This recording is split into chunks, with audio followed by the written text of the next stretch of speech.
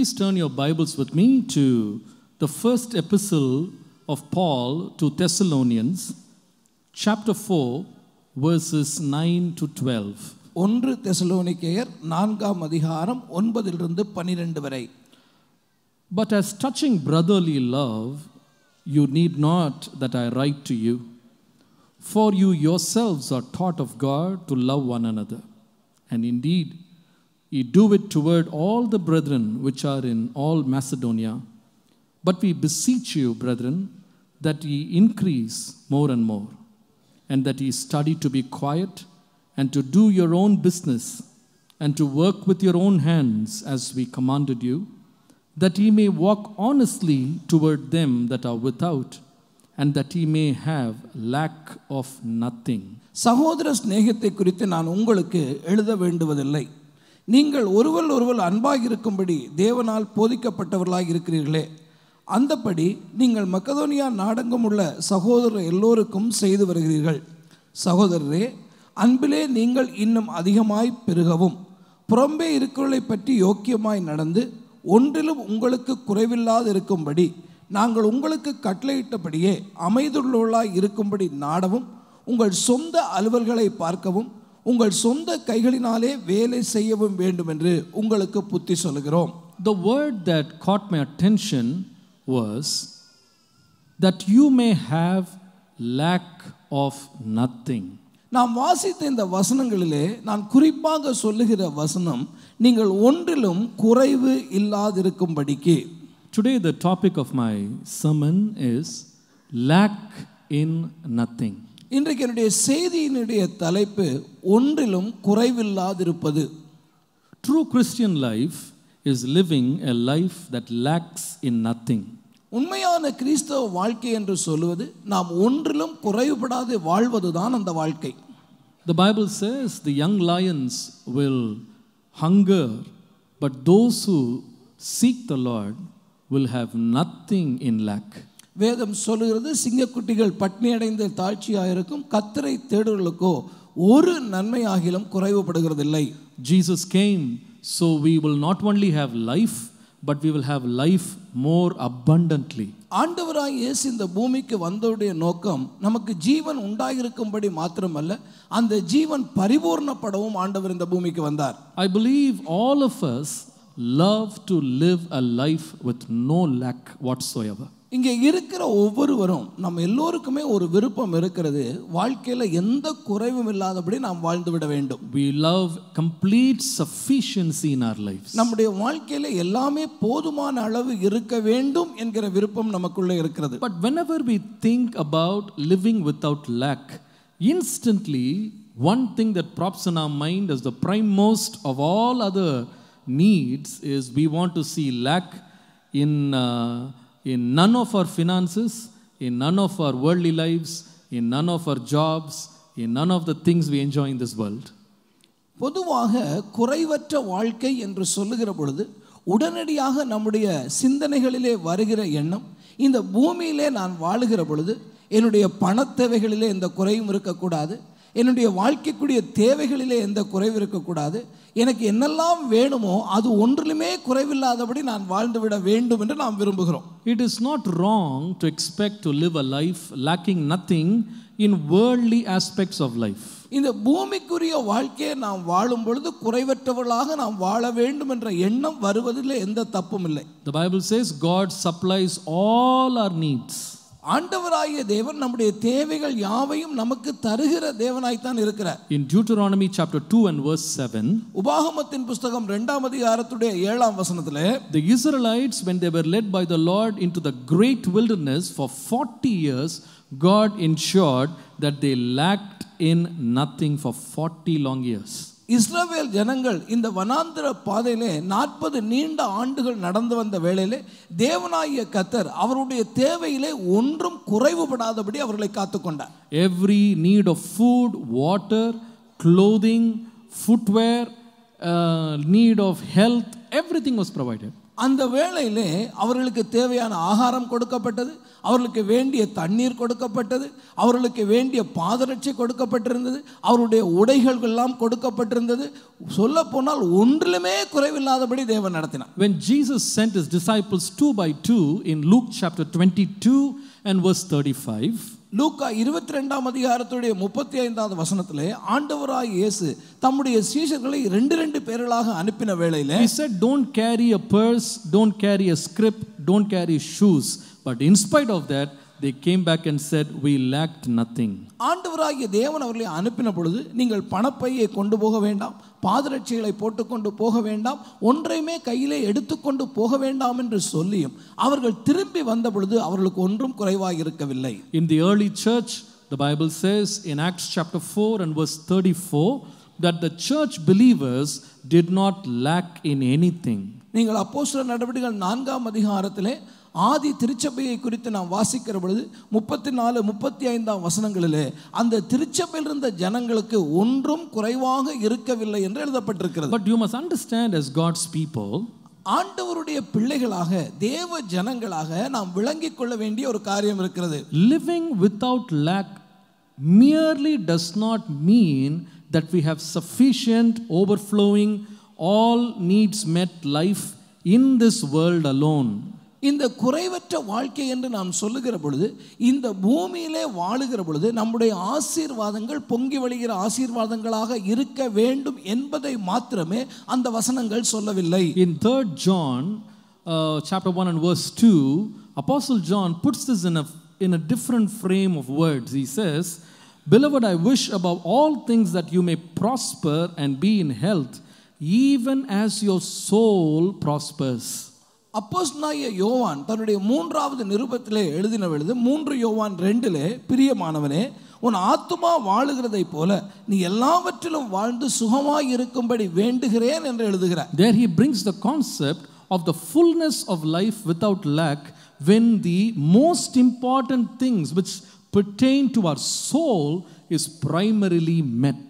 ஆகவே இந்த வார்த்தைகளை அங்கே யோவான் எழுதுகிற பொழுது அவர் முக்கியமாக ஆவிக்குரிய வாழ்க்கையை குறிப்பிடுகிறார். நம்முடைய ஆவிக்குரிய வாழ்க்கையிலே நாம் ஒன்றிலும் குறைவுள்ளவர்களாக வாழ்ந்து நிறைவாய் இருக்க வேண்டும் என்பது அவருடைய விருப்பமாக இருக்கிறது. Jesus said, what will man earn by earning the whole world but losing his own soul? ஆண்டவராய் இயேசு சொல்லுகிற பொழுது, ஒருவன் உலகம் முழுவதையும் ஆதாயப்படுத்தி கொண்டாலும் தன்னுடைய ஆத்துமாவை அவன் நஷ்டப்படுத்தினால் அதனாலே அவனுக்கு என்ன பிரயோஜனம் என்று கேட்டார். In Matthew 19 verse 21, நீங்கள் மத்தேயு 19ஆம் அதிகாரத்துடைய 20ஆம் வசனங்களை பார்ப்பீர்களானால், there was a young man who came to Jesus with a question, what should I do to inherit eternal life? அங்கே ஆண்டவராய் இயேசுவிடத்திலே ஒரு இளைஞன் வருகிற பொழுது, நான் நித்திய ஜீவனை சுதந்தரித்துக் கொள்ள என்ன செய்ய வேண்டும் என்ற கேள்வியோடு வந்தான். Jesus said, fulfill all the commandments. ஆண்டவராய் இயேசு சொன்னார், கற்பனைகள் யாவையும் நீ நிறைவேற்று. And immediately he responded, I have kept all these things from my youth.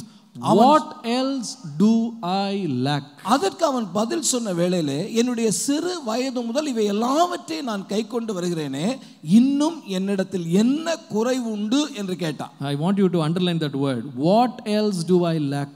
நீங்கள் இந்த வசனத்தை தயவு செய்து கவனிக்க வேண்டும். குறிப்பாக அவன் சொன்னது என்ன, என்னிடத்திலே என்ன குறைவு உண்டு.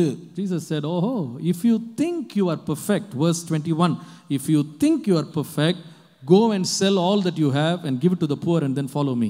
ஆண்டவர் அவனை பார்த்து சொன்னது என்ன, உன்னிடத்தில் ஒரு குறைவில்லை என்று நீ நினைப்பாயானால் நீ போய் உன்னிடத்தில் உள்ளதெல்லாவற்றையும் விட்டு தரித்திரருக்கு கொடுத்து விட்டு பின்பு என்னை பின்பற்றி வா என்று சொல்லுகிறார். The Bible says that man was not able to take that next step that God said, but instead he went away with a lot of sorrow.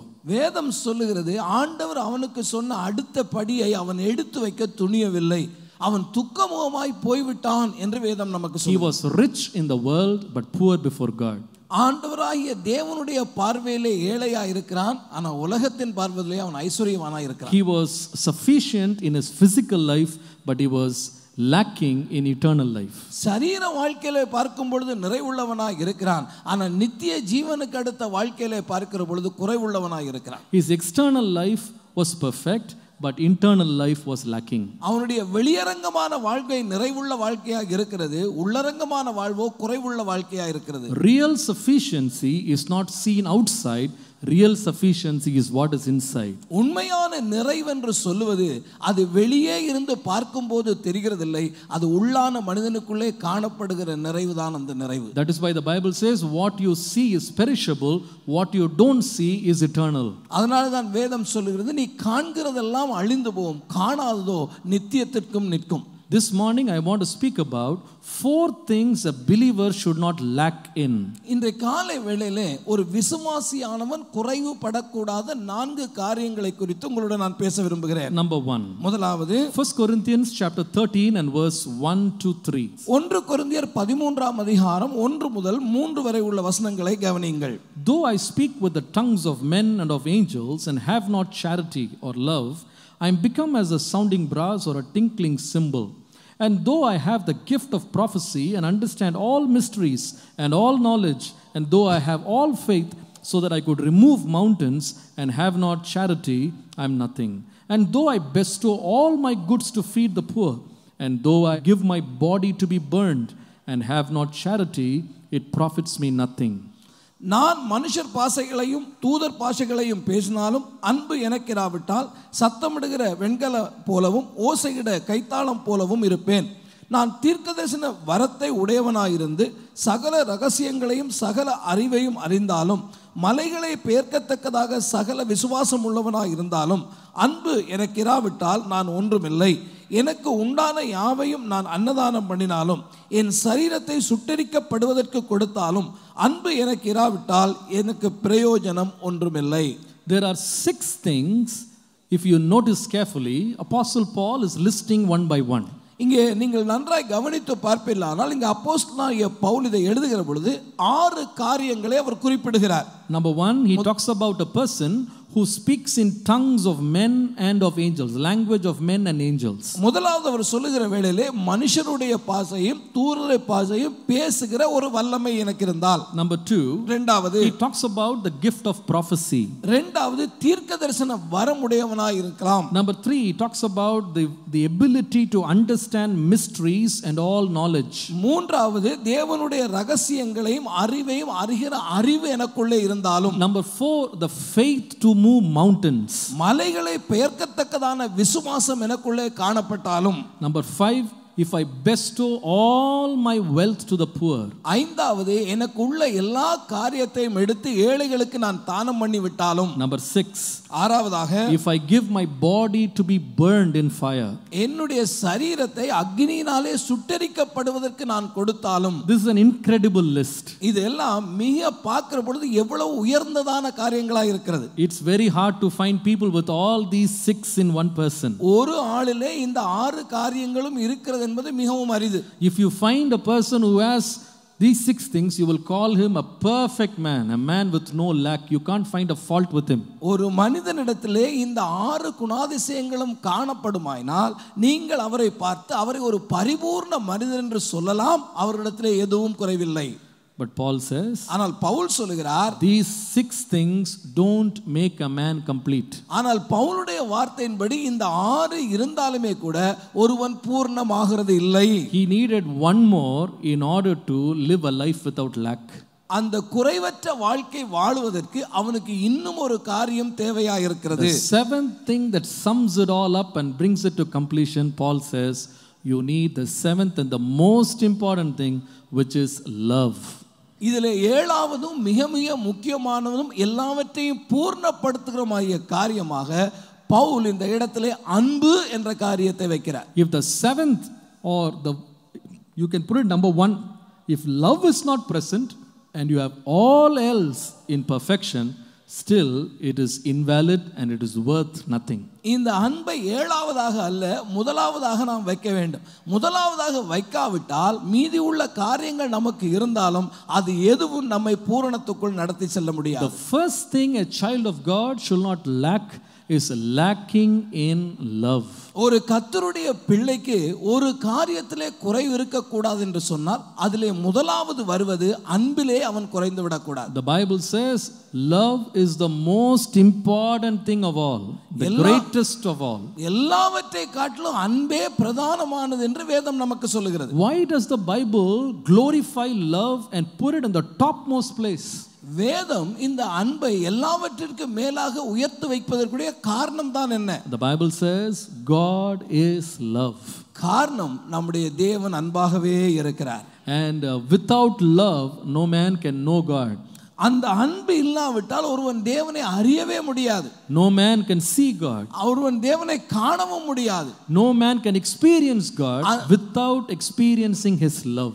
அவருடைய அன்பை ருசி பார்க்காமல் ஒருவன் தேவனை அறியவோ அவரை அனுபவிக்கவோ அவரிலே தங்கி இருக்கவோ அவரை ருசிக்கவோ முடியாது. But you know, in these last days it looks like this love is one thing that keeps on waning away from people's lives.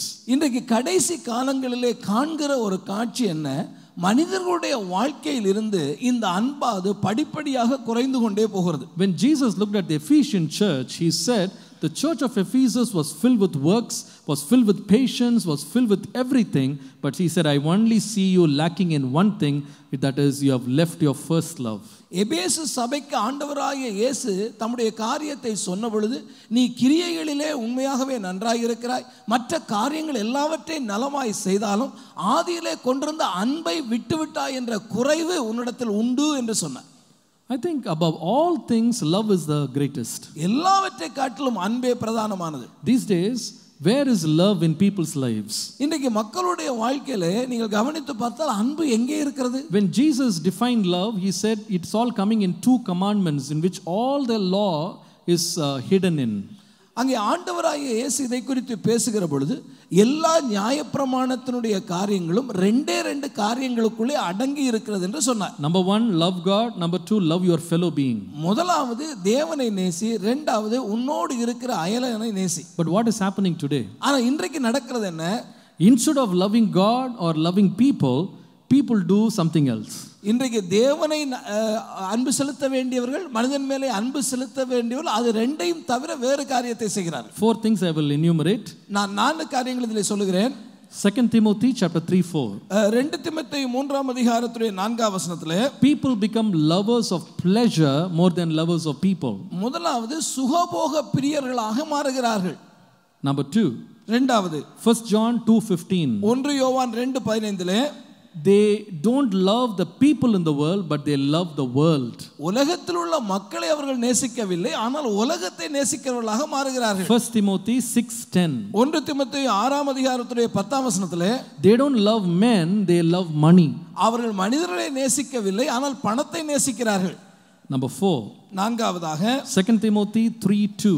2 தீமோத்தேயு 3:2 in the last days people will become lovers of themselves than showing love to others.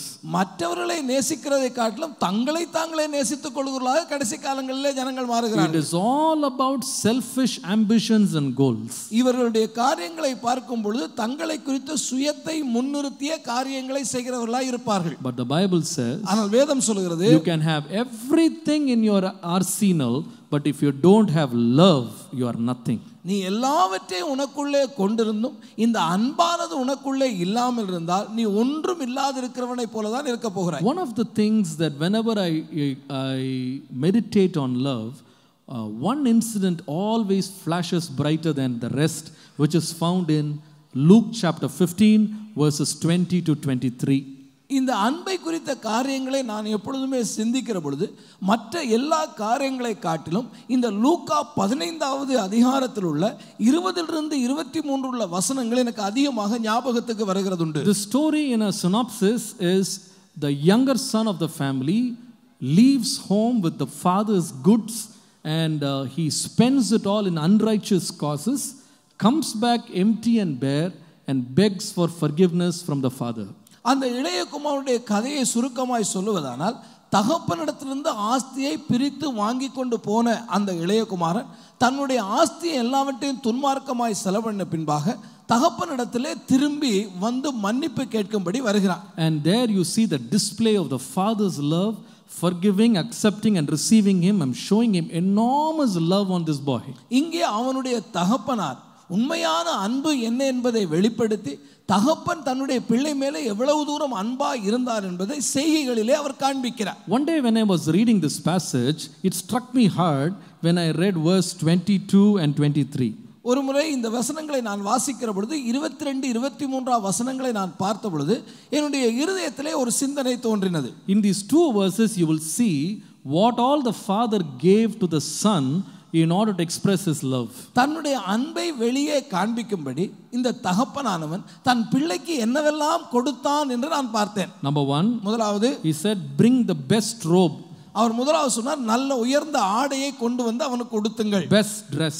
அவனுக்கு நல்ல ஆடை கொடுக்க சொல்றார், Dress கொடுக்க சொல்றார். Number 2, இரண்டாவது put a ring on his finger. அவனுடைய கைகளிலே ஒரு மோதிரத்தை போடுங்கள் என்று சொல்லுகிறார். Number 3, put shoes on his feet. அவனுடைய கால்களிலே பாதரட்சையை போடுங்கள் என்று சொல்லுகிறார். Number 4, kill an entire fatted calf for this boy.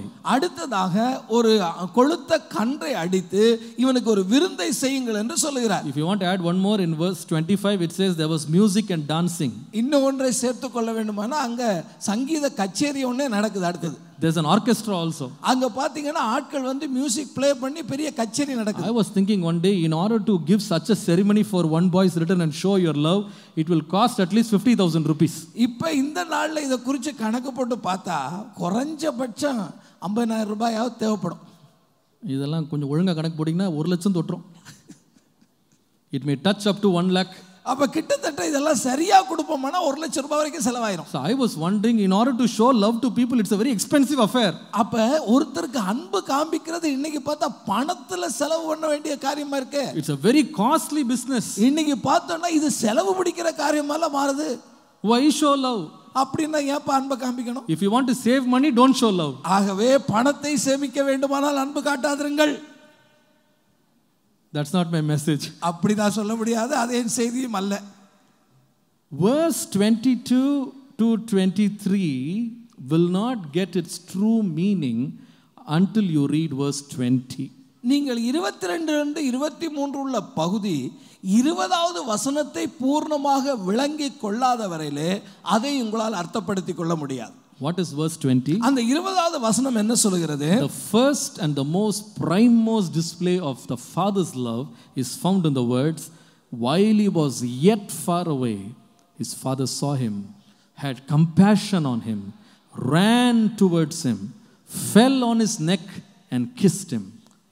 அந்த தகப்பனுடைய உண்மையான அன்பு எங்கே வெளிப்படுகிறது? 20ஆம் வசனத்தை பாருங்கள். தகப்பன் எழுந்து புறப்பட்டு அவன் தகப்பனிடத்திலே வருகிற பொழுது அவன் தூரத்தில் வரும் பொழுதே தகப்பன் அவன் தூரத்தில் வரும் பொழுதே அவனை கண்டு மனதுருகி ஓடி அவன் கழுத்தை கட்டிக்கொண்டு அவனை முத்தம் செய்தான். Look at those words. இந்த வார்த்தைகளை கவனிங்க. Arose. அவன் எழுந்தான். Saw him. அவனை பார்த்தான். Had compassion. அவனுடைய காரியத்தை குறித்து மனதுருகினான். Ran towards him. அவனிடத்தை ஓடினான். Fell on his neck. அவனுடைய கழுத்தை கட்டிக்கொண்டான். Kissed him. அவனை முத்தம் செய்தான். All these things have no price tag. இது எதற்குமே எந்த விலைக்கிரயமும் அவன் கொடுக்க வேண்டியதில்லை. You give the best dress, you put on the ring, you put on the shoes, you give a big feast, but if you don't run and kiss a child, that things don't matter anything. நீங்கள் ஆடையை வாங்கி கொடுக்கலாம், மோதிரத்தை அவனுக்கு அணிவிக்கலாம், அவனுடைய கால்களில் பாதரட்சையை போடலாம், அவனுக்காக விருந்து செய்யலாம், கச்சேரி கூட நடத்தலாம். ஆனால் அவன் மேல் அன்பு செய்யாமல் இதையெல்லாம் செய்தால் இதனால எந்த லாபமும் இல்லை. A tailor can stitch the best dress.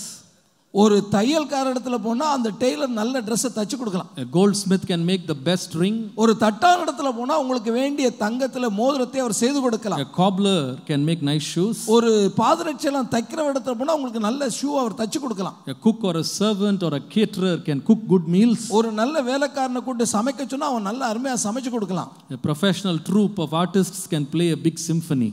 ஒரு ஆளை கூப்பிட்டு ஒரு கச்சேரி நடத்தி கொடுங்கன்னு அந்த தொழில் ரீதியா அவங்களை கூப்பிட்டா அவங்க நல்ல கச்சேரி நடத்தி கொடுப்பாங்க. But the son did not come to see a tailor, the son did not come to see a cook, the son did not come to see a cobbler or a goldsmith or a symphony orchestra pianist. He came to see his father. ஆனா இந்த இளைய மகன் திரும்பி வந்தானே, அவன் எதுக்காக வந்தான்?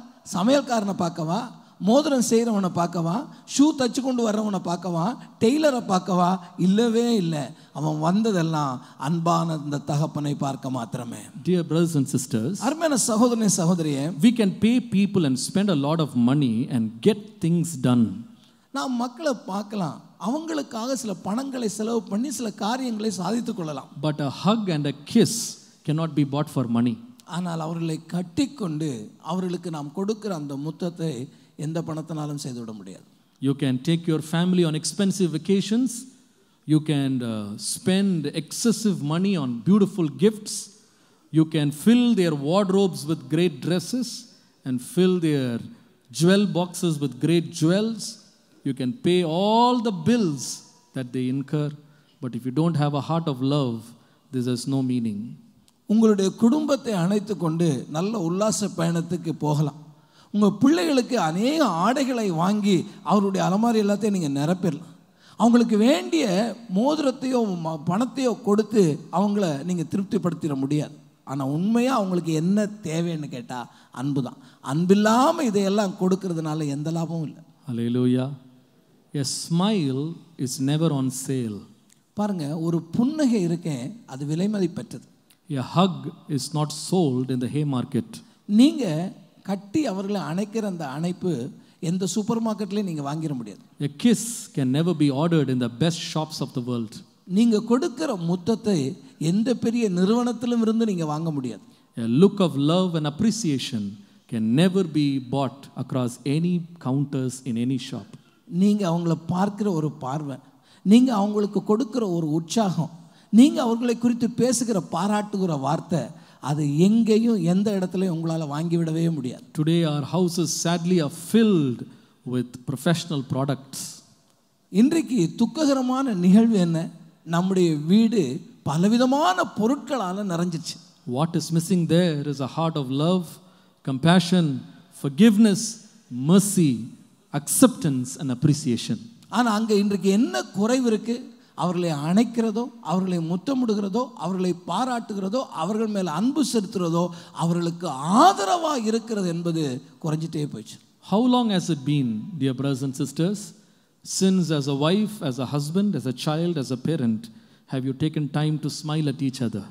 தகப்பனாக, மனைவியாக, தாயாக, பிள்ளைகளாக உங்களுடைய ஒவ்வொருவர் மேலே நீங்கள் அன்பு காண்பிக்க, ஒருவரை பார்த்து ஒருவர் புன்முறுவல் செய்து எவ்வளோ நாளாச்சு? How long has it been since your child has received a hug, a word of encouragement, a tap on the shoulder from you? உங்களுடைய பிள்ளைய கடைசியாக எப்போ முதுகில் தட்டி கொடுத்தீங்க? எப்போ அவனை பாராட்டி பேசுனீங்க? எப்போ அவர்களை அணைத்து முத்தமிட்டீங்க? How long has it been since you have done something to make your parents happy and show them your love and your appreciation for them? உங்களுடைய பெற்றோரை நீங்கள் கனப்படுத்துகிறீர்கள், அவர் மேல் அன்பாக இருக்கீர்கள் என்பதை காண்பிக்க அவர்களை ஏதாவது ஒரு செய்கையில் அவர்களை பிரியப்படுத்தின நிகழ்ச்சி ஏதாவது சமீபத்தில் செய்திருக்கீங்களா? In the Old Testament there was a man by the name of Naaman. நாகமான் என்று சொல்லுகிற ஒரு மனிதனை குறித்து பழைய ஏற்பாட்டிலே படிக்கிறோம். When the prophet said go and dip yourself in Jordan, he was not happy. அந்த தீர்க்கதரிசி சொல்லுகிறான், நீ போய் யோர்தானிலே குளித்து விட்டு வா, முங்கி விட்டு வா என்று சொல்லுகிறான். But he was not happy. ஆனால் இந்த காரியத்தை குறித்து அவன் சந்தோஷம் அடையவில்லை. The servants told him, sir, if the man of God told you to do something big, you would have done it. அப்பொழுது அந்த வேலைக்காரர் சொல்லுகிறார், ஒருவேளை அந்த தீர்க்கதரிசியானவன் ஒரு பெரிய காரியத்தை உம்மை செய்யும்படி சொல்லியிருந்தால் நீர் செய்திருப்பீரே. But he asked you a small thing. இப்பொழுது அவன் கேட்கிறது ஒரு சிறிய காரியம். Why are you not doing it? நீர் அதை ஏன் செய்யாமல் இருக்கிறீர்? See, we all wait to display our love and commitment for each other in a big bombastic way.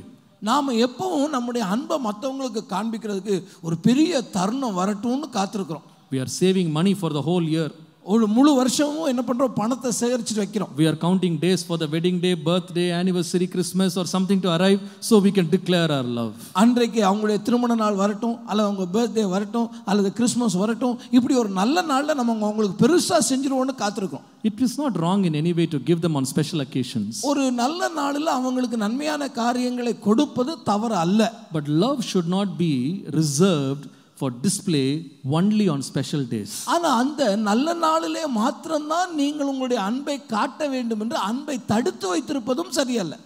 Love should not be an event in your life, but it should become an everyday lifestyle in your life. இந்த அன்பு என்று சொல்லுவது உங்களுடைய வாழ்க்கையில எப்போதோ வந்து போற ஒரு நிகழ்ச்சியாக இருந்து விடக்கூடாது. உங்கள் வாழ்க்கை முழுவதுமே அன்பினால் நிறைந்த வாழ்க்கையா இருக்க வேண்டும். My wife and I, we are celebrating 14 years of married life. என்னுடைய மனைவிக்கும் எனக்கும் 14 ஆண்டுகள் இப்பொழுது திருமணமான நிறைவு நடக்கும். In the 14 years, only once, 1 year, I was not able to buy her an anniversary gift.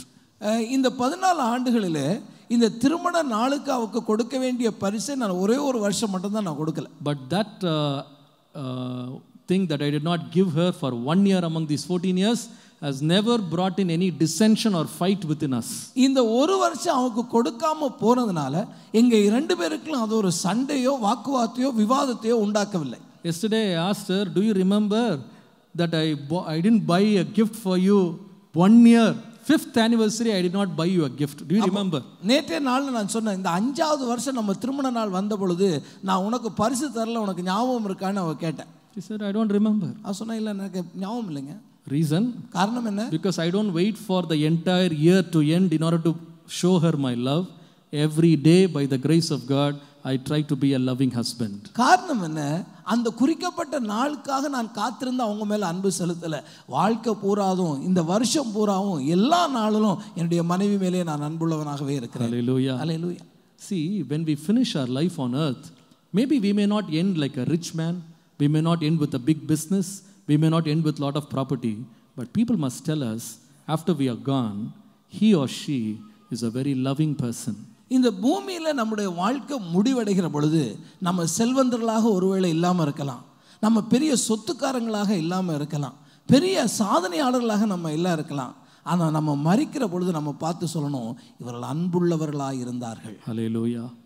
In 1 Corinthians chapter 14 and verse 1, 1 கொரிந்தியர் 14:1 நீங்கள் பார்ப்பீர்களானால், the Bible says, follow after charity and desire spiritual gifts. அன்பை நாடுங்கள், ஞான வரம்பை விரும்புங்கள், விசேஷமாக தீர்க்கதரிசன வரத்தை விரும்புங்கள். You know, in English it is very interesting. It says, first love charity, desire charity, follow after charity, and then go after spiritual gifts. முதலாவது அங்கே சொல்லப்பட்டிருக்கிறது என்ன? முதலாவது ஞான வரங்களை நீங்கள் நாடுங்கள், அதற்கு பின்பு ஆவிக்குரிய காரியங்களிலே கவனம் உள்ளவர்களாக இருங்கள். See, one of the first and the primemost gift of the spiritual life is nothing but the fruit of the Spirit, and the first thing in the fruit of the Spirit is love. பாருங்க, ஆவிக்குரிய கனிகளை குறித்து நாம் பார்க்கும் பொழுது ஆண்டவர் கொடுத்த மிகப்பெரிய அந்த ஆவிக்குரிய கனிகளிலே முதலாவதாக எது வருகிறது? அன்புதான் வருகிறது. Some of us can say, I gave you everything, I bought you everything, what lack have I done for you? சிலர் நம்முடைய பிள்ளைகளை பார்த்து சொல்றாங்க, உனக்கு என்ன வேணுமோ எல்லாம் வாங்கி கொடுத்தனே, நான் என்னதான் உனக்கு குறை வச்சேன்? Yes, we bought everything sold in the shops. கடையில் என்ன விற்குதோ அதை நம்ம வாங்கி கொடுத்தோம், அது உண்மைதான். But there are things that the shops can never sell. That is what the wife wants, that is what the husband wants, that is what the child wants, that's what every parent wants. கடையில் விற்காத பொருட்கள் இருக்கு, கடையில் விற்காத சில காரியங்கள் இருக்கு, அதுதான் ஒரு கணவனுக்கு வேணும், மனைவிக்கு வேணும், பிள்ளைகளுக்கு வேணும், பெற்றோருக்கு வேணும். Things like love, அன்பை போன்ற அந்த காரியங்கள், compassion, மனது உருக்கத்தின் காரியங்கள், mercy, ஒருவருக்கு ஒருவர் காண்பிக்கிற இரக்கம், forgiveness, ஒருவர் மேல ஒருவர் கொடுக்கிற மன்னிப்பு, those are gifts you can never put at price tag because it is truly priceless. அதற்கு எந்த விலையும் நீங்க கொடுக்க முடியாத காரணம் அவை ஒவ்வொன்றும் விலை மதிப்பற்றவை. Hallelujah. Hallelujah. How many of you desire this morning, brother, I want to have a life without lack? எத்தனை பேர் இந்த நாளில் ஒரு குறைவில்லாத வாழ்க்கை எனக்கு வேணும்னு விரும்புறீங்க? குறையில்லாத வாழ்க்கை வேணுமா? Do you need a life without lack? நீங்க குறைவற்ற வாழ்க்கை வாழ விரும்புறீங்களா? Amen. Amen. What is the first thing? முதலாவது காரியம் என்ன? not lacking in love. அன்பிலே நாம் குறைவுபடக்கூடாது. Amen. Amen. What is the second thing? இரண்டாவது காரியத்தை பார்ப்போம். Turn with me to Ecclesiastes chapter 9 and verse 8. பிரசங்கி 9ஆம் அதிகாரத்துடைய 8வது வசனம். Let thy garments be always white, and let thy head lack no ointment. உன் வஸ்திரங்கள் எப்பொழுதும் வெள்ளையாயும் உன் தலைக்கு எண்ணெய் குறையாதாயும் இருப்பதாக. Two things are mentioned here. இதிலே ரெண்டு காரியங்கள் சொல்லப்படுகிறது. It says, let your garments be clean and white, let your head be anointed with oil. உன்னுடைய வஸ்திரங்கள் சுத்தமாக வெள்ளையாக இருக்க வேண்டும், உன்னுடைய தலைக்கு எண்ணெய் எப்பொழுதும் இருக்க வேண்டும். Though these verses can mean a literal understanding of this scripture, இந்த காரியங்களை வசனத்தின்படியே நாம் விளங்கிக் கொள்வோமானால், we have to wear clean clothes and have our head always with oil. அது நாம் சுத்தமான ஆடை உடுத்தி இருக்க வேண்டும், நம்முடைய தலையிலே எண்ணெய் வைத்திருக்க வேண்டும். But this word of God is spiritual food and it must be always seen in the spiritual eye. ஆகவே கர்த்தருடைய வார்த்தையை நீங்கள் கவனிக்கிற பொழுது கர்த்தருடைய வார்த்தையானது அது ஆவிக்குரிய புஸ்தகமாக இருக்கிறதுனாலே இந்த ஆவிக்குரிய அர்த்தம் என்ன என்பதையும் நாம் விளங்கிக் கொள்ள வேண்டியது அவசியம். Now these depict two things. இது ரெண்டு காரியங்களை நமக்கு முன்பாக வைக்கிறது. Number one, முதலாவது, we need to maintain a life of holiness. முதலாவது பரிசுத்தமுள்ள வாழ்க்கையை நாம் வாழ்வதற்குள்ள முயற்சியிலே தொடர்ந்து இருக்க வேண்டும். Number two, we need to maintain a life that lacks not in anointing. இரண்டாவது, நம்முடைய வாழ்க்கையிலே கிறிஸ்தவ வாழ்க்கையிலே ஒரு அபிஷேகம் குறைந்து விடாதபடி வாழுகிற வாழ்க்கையும் நமக்கு இருக்க வேண்டும். Matthew 26:7. மத்தேயு 26ஆம் அதிகாரத்திலே 7ஆம் வசனத்திலே, there was a woman who came and anointed the head of Jesus with the ointment. The Bible says. ஆண்டவராகிய இயேசுவினுடைய சிரசின் மேலே அந்த பரிமள தைலத்தை ஊற்றி அவளை அபிஷேகம் பண்ணினார் ஒரு பெண். Now who is anointed with oil? இந்த இடத்திலே யார் இந்த எண்ணெயினாலே அபிஷேகம் பண்ணப்படுகிறவர்கள்? The Bible describes two people need the anointing of oil. இந்த எண்ணெயினாலே அபிஷேகம் பண்ணப்படுகிறவர்களை வேதம் ரெண்டு நபர்களாக காண்பிக்கிறது. Number one, முதலாவது, in Exodus chapter 40 and verse 15. யாத்திரையாகமத்தின் புஸ்தகம் 40ஆம் அதிகாரத்துடைய 15ஆம் வசனத்தை பார்ப்போமானால், when a man is appointed for the office of the priest, there will be an anointing oil poured on his head and he must be anointed for the Lord. ஒரு மனிதன் கர்த்தருடைய ஆசாரிய ஊழியத்தை செய்வதற்கு நியமிக்கப்படுவானானால் அங்கே அவன் எண்ணெயினாலே அபிஷேகம் பண்ணப்பட்ட பின்புதான் அந்த ஊழியத்தை அவன் செய்ய வேண்டும். Number two, இரண்டாவது, if you read 1 Samuel 9:16, 1 Samuel 9ஆம் அதிகாரம் 16ஆவது வசனத்தை பார்ப்பீர்களானால், if a man is appointed to be a king over the land of Israel, he will be anointed with the anointing oil. இஸ்ரவேல் தேசத்தின் மேல் ராஜாவாக இருக்கும்படி ஒருவன் நியமிக்கப்படுவானானால் அந்த நியமிக்கப்பட்டவர் ராஜ பதவியை ஏற்பதற்கு முன்பாக அவன் எண்ணெயினாலே அபிஷேகம் பண்ணப்பட வேண்டும். So in short, சுருக்கமாய் சொன்னால், two people have to be anointed with oil. ரெண்டு விதமான கூட்டத்தார் இந்த எண்ணெயினாலே அபிஷேகத்தை பெற்றிருக்க வேண்டும். One, the priest in office, and number two, the king who is appointed for office. ஒன்று ராஜா, அடுத்தது ஆசாரியன். Now in the New Testament, who are we? இந்த புதிய ஏற்பாட்டுக்கு நாம் வரும்பொழுது புதிய ஏற்பாட்டிலே விசுவாசிகளாகிய நாம் யாராய் இருக்கிறோம்? The Bible says that God has appointed us as kings and priests. வேதம் சொல்கிறது நம்மை ஆண்டவராகிய தேவன் ஆசாரியர்களாகவும் ராஜாக்களாகவும் ஏற்படுத்தி இருக்கிறார். Amen. Amen. So if we are kings and priests, one very important thing is our head must be anointed with the anointing oil of the Holy Spirit. நாம் ராஜாக்களும் ஆசாரியர்களும் ஆக்கப்பட்டு இருப்போமானால் நம்முடைய தலையானது அபிஷேகம் பண்ணப்பட்டிருக்க வேண்டும். அது பரிசுத்த ஆவியினுடைய அபிஷேகத்தாலே நிறைந்ததாக இருக்க வேண்டும். It is a crown of glory on our head. நம்முடைய தலையிலே அது கிரீடத்தை போல இருக்கிறது. Now a person, a spiritual person, a believer should never lack this oil of the Holy Spirit on his head. ஒரு விசுவாசியானவன் தன்னுடைய தலையிலே பரிசுத்த ஆவியினுடைய அந்த அபிஷேகம் பெறாதவனாக குறைவுள்ளவனாக இருக்கக்கூடாது. Now there is a question for many believers. ஒரு விசுவாசிக்குள்ள ஒரு கேள்வி இருக்கு. How can I know that the anointing of God is resting on me? ஆண்டவருடைய அபிஷேகம் என் மேலே தங்கி இருக்கிறது என்று எனக்கு எப்படி தெரியும்? What is the sign of the anointing of the Holy Spirit? பரிசுத்த ஆவியினாலே நான் அபிஷேகம் பண்ணப்பட்டிருப்பேனானால் அதற்குரிய அடையாளம் என்ன? The Bible declares many signs. வேதம் பல அடையாளங்களை நமக்கு சொல்லுகிறது. I'm not going to go into all of them. இவை எல்லாவற்றுக்குள்ளும் நான் இப்பொழுது போக போகிறதில்லை. But I want to impress upon one thing the Holy Spirit wanted me to declare to you. பரிசுத்த ஆவியானவர் உங்களுக்கு சொல்லும்படி சொல்லுகிற ஒரே ஒரு காரியத்தை மாத்திரம் நான் சொல்ல விரும்புகிறேன். 1 John chapter 2 and verse 27. நீங்கள் 1 யோவான் 2ஆம் அதிகாரத்துடைய 27வது வசனத்தை பாருங்கள். There the Bible says, அங்கே வேதம் சொல்லுகிறது, the anointing which you have received of him abideth in you. You need not that any man teach you, but as the same anointing teaches you of all things and is truth and is no lie. And even as it has taught you, you should abide in him. நீங்கள் அவராலே பெற்ற அபிஷேகம் உங்களில் நிலைத்திருக்கிறது. ஒருவரும் உங்களுக்கு போதிக்க வேண்டுவதில்லை. அந்த அபிஷேகம் சகலத்தையும் குறித்து உங்களுக்கு போதிக்கிறது. அது சத்தியமாக இருக்கிறது, பொய்யல்ல. அது உங்களுக்கு போதித்தபடியே அவரில் நிலைத்திருப்பீர்களாக. I am asking the same question again. நான் திரும்பவும் அதே கேள்வியை கேட்க விரும்புகிறேன். What is the sign of the anointing of God in my life? என்னுடைய வாழ்க்கையிலே தேவன் என்னை அபிஷேகம் செய்திருப்பாரானால் அதற்குரிய அடையாளம் தான் என்ன? According to this verse, இந்த வார்த்தைகளின்படி கவனிப்போமானால் very simple. அது மிக இலகுவானது. If the anointing is on your life, உங்களுடைய வாழ்க்கையிலே அந்த அபிஷேகம் இருக்குமானால், the Holy Spirit will continuously, consistently speak to you, teach you in all things.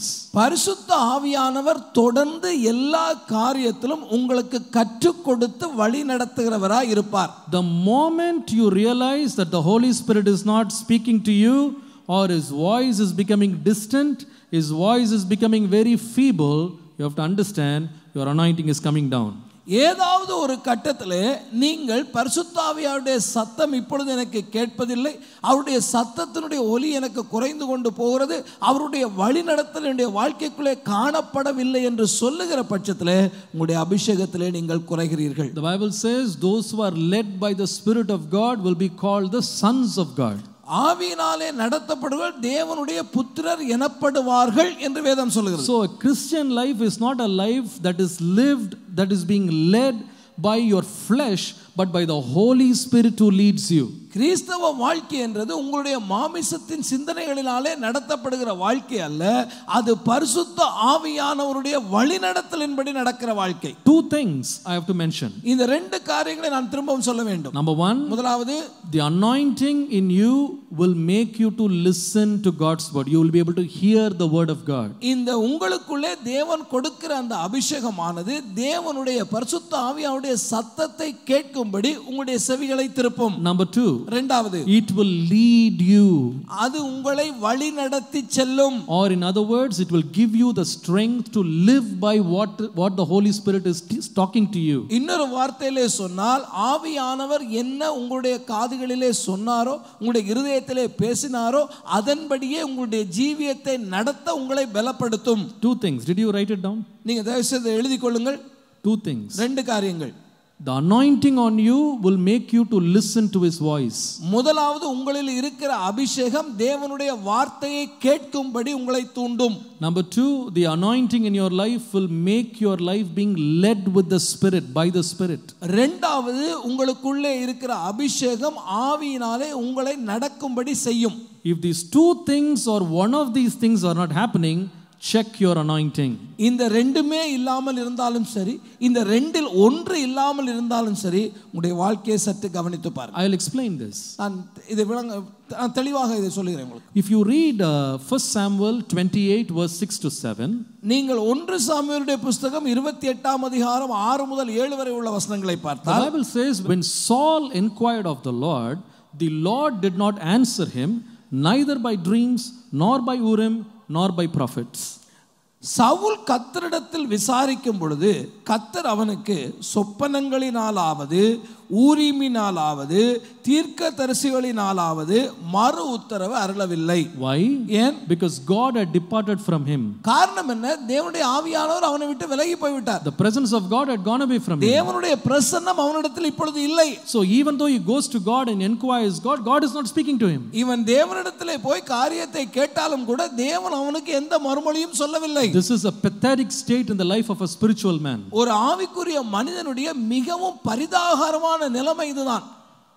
No response from God. தேவனிடத்திலிருந்து எந்த ஒரு பதிலும் அவனுக்கு கிடைக்கிறதில்லை. Complete radio silence. இப்பொழுது ஆண்டவராகிய தேவன் மௌனமாகவே இருக்கிறார். No visions, எந்த தரிசனம் இல்லை. no prophecy, ஆண்டவரிடத்திலிருந்து எந்த தீர்க்கதரிசனம் இல்லை. no sign, அந்த விதமான அடையாளத்தையும் காண முடியவில்லை. no word. ஆண்டவரிடத்துல வார்த்தையும் வரவில்லை. It's like a desert. இது எப்படி இருக்கிறது? வனாந்திரத்தின் அனுபவம். Anointed people always listen to God's voice. யாருக்கெல்லாம் அபிஷேகம் இருக்கிறதோ அவர்கள் எப்பொழுதும் தேவனுடைய வார்த்தையை கேட்பார்கள். The Bible says the anointing is within you, it's within you. இங்கே வசனம் என்ன சொல்கிறது? இந்த அபிஷேகம் உங்களுக்கு உள்ளே இருக்கிறது. It will teach you. இந்த வார்த்தைகள் உங்களுக்கு போதிக்கும். What happened when this man was not able to listen to the Spirit of God? இங்கே தேவனுடைய வார்த்தை அவனுக்கு வராத பொழுது அவன் செய்தது என்ன? Verse 7. நீங்கள் 7வது வசனத்தை He பாருங்கள். went to a woman with a familiar spirit and said, I want to listen from God through you. அவளிடத்தில் போய் விசாரிப்பேன் என்றான். அஞ்சனம் பார்க்கிற ஒரு ஸ்திரீ இருக்கிறாள் என்றார்கள். யார்ட்ட போனா? அஞ்சனம் பார்க்கிறவள். A child of God should never go to people with familiar spirits. அஞ்சனம் பார்க்கிற யாரிடத்திலும் ஒரு கர்த்தருடைய பிள்ளை போய்விடவே கூடாது. We have no business to go to magicians. We have no business to go to soothsayers. We have no business to go to people who have tarot cards. They use the parrots to speak. No, it's not necessary for us. ஒரு கர்த்தருடைய பிள்ளைக்கு இந்த அஞ்சனம் பார்க்கிறவன், குறி சொல்றவன், இந்த கிளி ஜோசியம் சொல்றவன், இந்த ரேக பார்க்கிறவங்க இவங்களுக்கு அவனுக்கு சம்பந்தமே கிடையாது. If you are a believer who is going to palmistry, you are going to parrots, you are going to magicians, you are going to soothsayers, your anointing is gone. நீங்க மந்திரவாதிகளிடத்திலோ குறி கேட்கிறவரிடத்திலோ இந்த கிளி ஊசி மூலமா சொல்றவங்க இடத்துல போவீர்களானால் உங்களுடைய அபிஷேகம் உங்களை விட்டு போய்விட்டது. Mark my words. என்னுடைய வார்த்தைகளை எழுதி கொள்ளுங்கள். குறி கேட்க போனீங்கன்னா அர்த்தம் என்னன்னா உங்களுக்குள்ள ஆவியானவர் போயிட்டாருன்னு அர்த்தம். அதான் நீங்க அங்க போறீங்க. உங்களுக்கு புத்தி சொல்லுகிற உங்களை நடத்துகிற ஆவியானவர் எங்க இருக்கிறார் சொல்லுங்க தைரியமா? எனக்குள் நிலை கொண்டிருக்கிறார் சொல்லுங்க. எனக்குள் நிலை கொண்டிருக்கிறார். He is inside me. அவர் எனக்குள் நிலை கொண்டிருக்கிறார். When he left Saul, அவர் சவுலை விட்டு நீங்கின உடனே he went to a familiar spirit. அவன் அஞ்சனம் பார்க்கிற பெண்ணிடத்திலே போகிறான். This is the first case of a man who is losing his anointing. ஒருவன் தன்னுடைய அபிஷேகத்தை இழக்கிற பொழுது முதலாவது இப்படிப்பட்ட நிலைமைக்கு தள்ளப்படுகிறான். Secondly, இரண்டாவது, when you have an anointing in your life, உங்களுடைய வாழ்க்கைக்குள்ளே அபிஷேகம் இருக்கிற பொழுது Romans 8:5, ரோமருக்கு எழுதின நிருபம் 8ஆம் அதிகாரத்துடைய 5ஆம் வசனத்திலே, they that are after the flesh do mind the things of the flesh, but they that are after the spirit seek the things of the spirit. அன்றியும் மாமிசத்தின்படி நடக்கிறவர்கள் மாமிசத்துக்குரியவைகளை சிந்திக்கிறார்கள், ஆவியின்படி நடக்கிறவர்கள் ஆவிக்குரியவைகளை சிந்திக்கிறார்கள். Verse 9, 9வது வசனம், you are not in the flesh but in the spirit, Holy Spirit. If so be that the Holy Spirit of God is dwelling in you, now man have not the spirit of Christ. If any man does not have the spirit of Christ, he is none of his. தேவனுடைய ஆவி உங்களில் வாசமாயிருந்தால் நீங்கள் மாம்சத்துக்கு உட்பட்டவர்களாய் இராமல் ஆவிக்கு உட்பட்டவர்களாய் இருப்பீர்கள். கிறிஸ்துவின் ஆவி இல்லாதவன் அவருடையவன் அல்ல. Verse 13, 13ஆம் வசனத்தை கவனிப்பீர்களானால், if you live after the flesh you shall die, but if ye through the spirit do mortify or kill the deeds of the body, you shall live. மாமிசத்தின்படி பிழைத்தால் சாவீர்கள், ஆவியினாலே சரீரத்தின் செய்கைகளை அழித்தால் பிழைப்பீர்கள். Now, if the anointing is on your life, இந்த அபிஷேகம் உங்கள் வாழ்க்கையிலே இருக்குமானால், what did I say? Number 1, முதலாவது என்ன செய்வீங்க? First, you will listen. You will be able to listen the voice of God. Listen to the voice of God. அந்த அபிஷேகம் உங்களுக்குள்ள இருந்தா முதலாவது தேவனுடைய வார்த்தையை கேட்பீர்கள். Amen. ஆமென். Number 2, இரண்டாவது, if the anointing is on your life, உங்களுடைய வாழ்க்கைக்குள்ள அபிஷேகம் இருந்தால் your flesh will not lead you, the Holy Spirit will lead you. உங்களுடைய மாமிசம் உங்களை நடத்தாது, உள்ளே இருக்கிற ஆவியானவர் தான் உங்களை நடத்துவார். If the Holy Spirit anoints a person, ஒரு பரிசுத்த ஆவியானுடைய அபிஷேகத்தை ஒருவன் பெறுகிற பொழுது, the Bible says you will be able to mortify the deeds of the flesh. You will break the deeds of the flesh, kill the deeds of the flesh. நீங்கள் உங்களுடைய மாமிசத்துக்குரிய கிரியைகளை நீங்களே சாவடித்து விடுவீர்கள். நீங்களே அதை இல்லாமல் போக பண்ணி The விடுவீர்கள். Holy Spirit will break every bondage. எல்லா விதமான அடிமைத்தனத்தையும் பரிசுத்த ஆவியானவர் உங்களுக்கு விடுதலை ஆக்குவார். That is the truth. அதுதான் உண்மை. The Bible says the anointing will break every yoke. வேதம் சொல்லுகிறது அபிஷேகம் சகல நுகங்களையும் முறித்து போடும். எல்லாரும் நல்லா கவனிக்கலாம், விளையும் கூட ரொம்ப முக்கியமான ஒரு வார்த்தை இது. If some of you are saying, brother, I am able to listen to the voice of God, but I am not able to lead my life according to God's word, the anointing in your life is missing. நீங்கள் யாராவது ஒருவர், நான் பரிசுத்த ஆவியுடைய சத்தம் எனக்கு கேட்கிறது, ஆனால் நடக்க வேண்டிய வழிகளில் என்னால் நடக்க முடியவில்லை என்று நீங்கள் சொல்வீர்களானால் உங்களுடைய அபிஷேகம் பூர்ணமான அபிஷேகம் அல்ல. You are lacking in the anointing. நீங்கள் இந்த அபிஷேகத்திலே குறைவு பெற்றவர்களாய் இருக்கிறீர்கள். When a person is filled with the anointing of God, தேவனுடைய அபிஷேகத்தினாலே ஒருவன் நிறைகிற பொழுது the deeds of the flesh will be destroyed. மாமிசத்துடைய கிரியைகள் யாவும் அழிந்து போகும். எத்தனை பேர் ஆமென் சொல்வீங்க? ஆமென். That's true. அதான் உண்மை. If somebody says, I'm able to listen to God's word, but after I go from this church, I'm still living in the old life, living in the old sin, living in my past, then check your anointing. நான் கர்த்தருடைய வார்த்தையை கேட்கிறேன், இந்த சபைக்குள்ளே வரும் பொழுது கேட்கிறேன், இதை விட்டு போனதுக்கு பின்பாக உலக பிரகாரமாக நான் வாழ முற்படுகிறேன் என்று ஒருவன் சொல்லுவானால் உடைய அபிஷேகத்தை குறித்து கவனி. For some people who can only control your habits, control your life only for 3 hours during the service, after the service is over, I'm going back to my flesh. That means inside you, the Spirit of God is no longer reigning, it is the flesh that is reigning over you. இன்னும் சில பேர் 3 மணி நேரம் ஆராதனை சமயத்திலே உட்கார்ந்து இருக்கிறேனே, அப்பொழுதுதான் என்னுடைய மாமிசத்தை நான் கட்டுப்படுத்த முடிகிறது, அதை விட்டு வெளியே போவேனானால் நான் மீண்டும் உலகத்துக்குரிய மனுஷனை போல மாறிவிடுவேன் என்று சொல்லுவீர்களானால் உங்களுடைய அபிஷேகம் எப்படிப்பட்ட அபிஷேகம் என்பதை கவனியுங்கள். You are not filled with the Holy Spirit. நீங்கள் பரிசுத்த ஆவியை பெற்றுக்கொள்ளவில்லை, அவரால் நிறையவில்லை. Your head should not lack the anointing. உங்களுடைய தலை அபிஷேகத்திலே குறையக்கூடாது. If it is filled with the anointing, அது பரிசுத்த ஆவியின் அபிஷேகத்தாலே நிறைந்திருக்க வேண்டும். you will overcome the deeds of the flesh. அது மாமிசத்துடைய கிரியைகளை மேற்கொள்ளத்தக்க அளவிலே இருக்க வேண்டும். How many of you believe that this morning? எத்தனை பேர் இந்த காலையில் அதை விசுவாசிக்கிறீங்க? Amen. Hallelujah. I really wish to pray for you in the end of the service for a renewed anointing of the Holy Spirit today. இந்த ஆராதனையுடைய முடிவிலே நீங்கள் ஒவ்வொருவரும் புதிதாக பரிசுத்த ஆவியுடைய புதிதாக்கலை பெற்றுக்கொள்ள வேண்டும் என்று நான் ஜெபிக்கும்படி விரும்புகிறேன். How many of you desire that this morning? எத்தனை பேருக்கு அது இன்னைக்கு காலையில் வேணும்னு நினைக்கிறீங்க? I hope and pray the Lord will give me time. ஆண்டவராகிய தேவன் எனக்கு இதுக்கான காலத்தையும் நேரத்தையும் கொடுப்பார் என்று நான் விசுவாசிக்கிறேன். This is very, very true.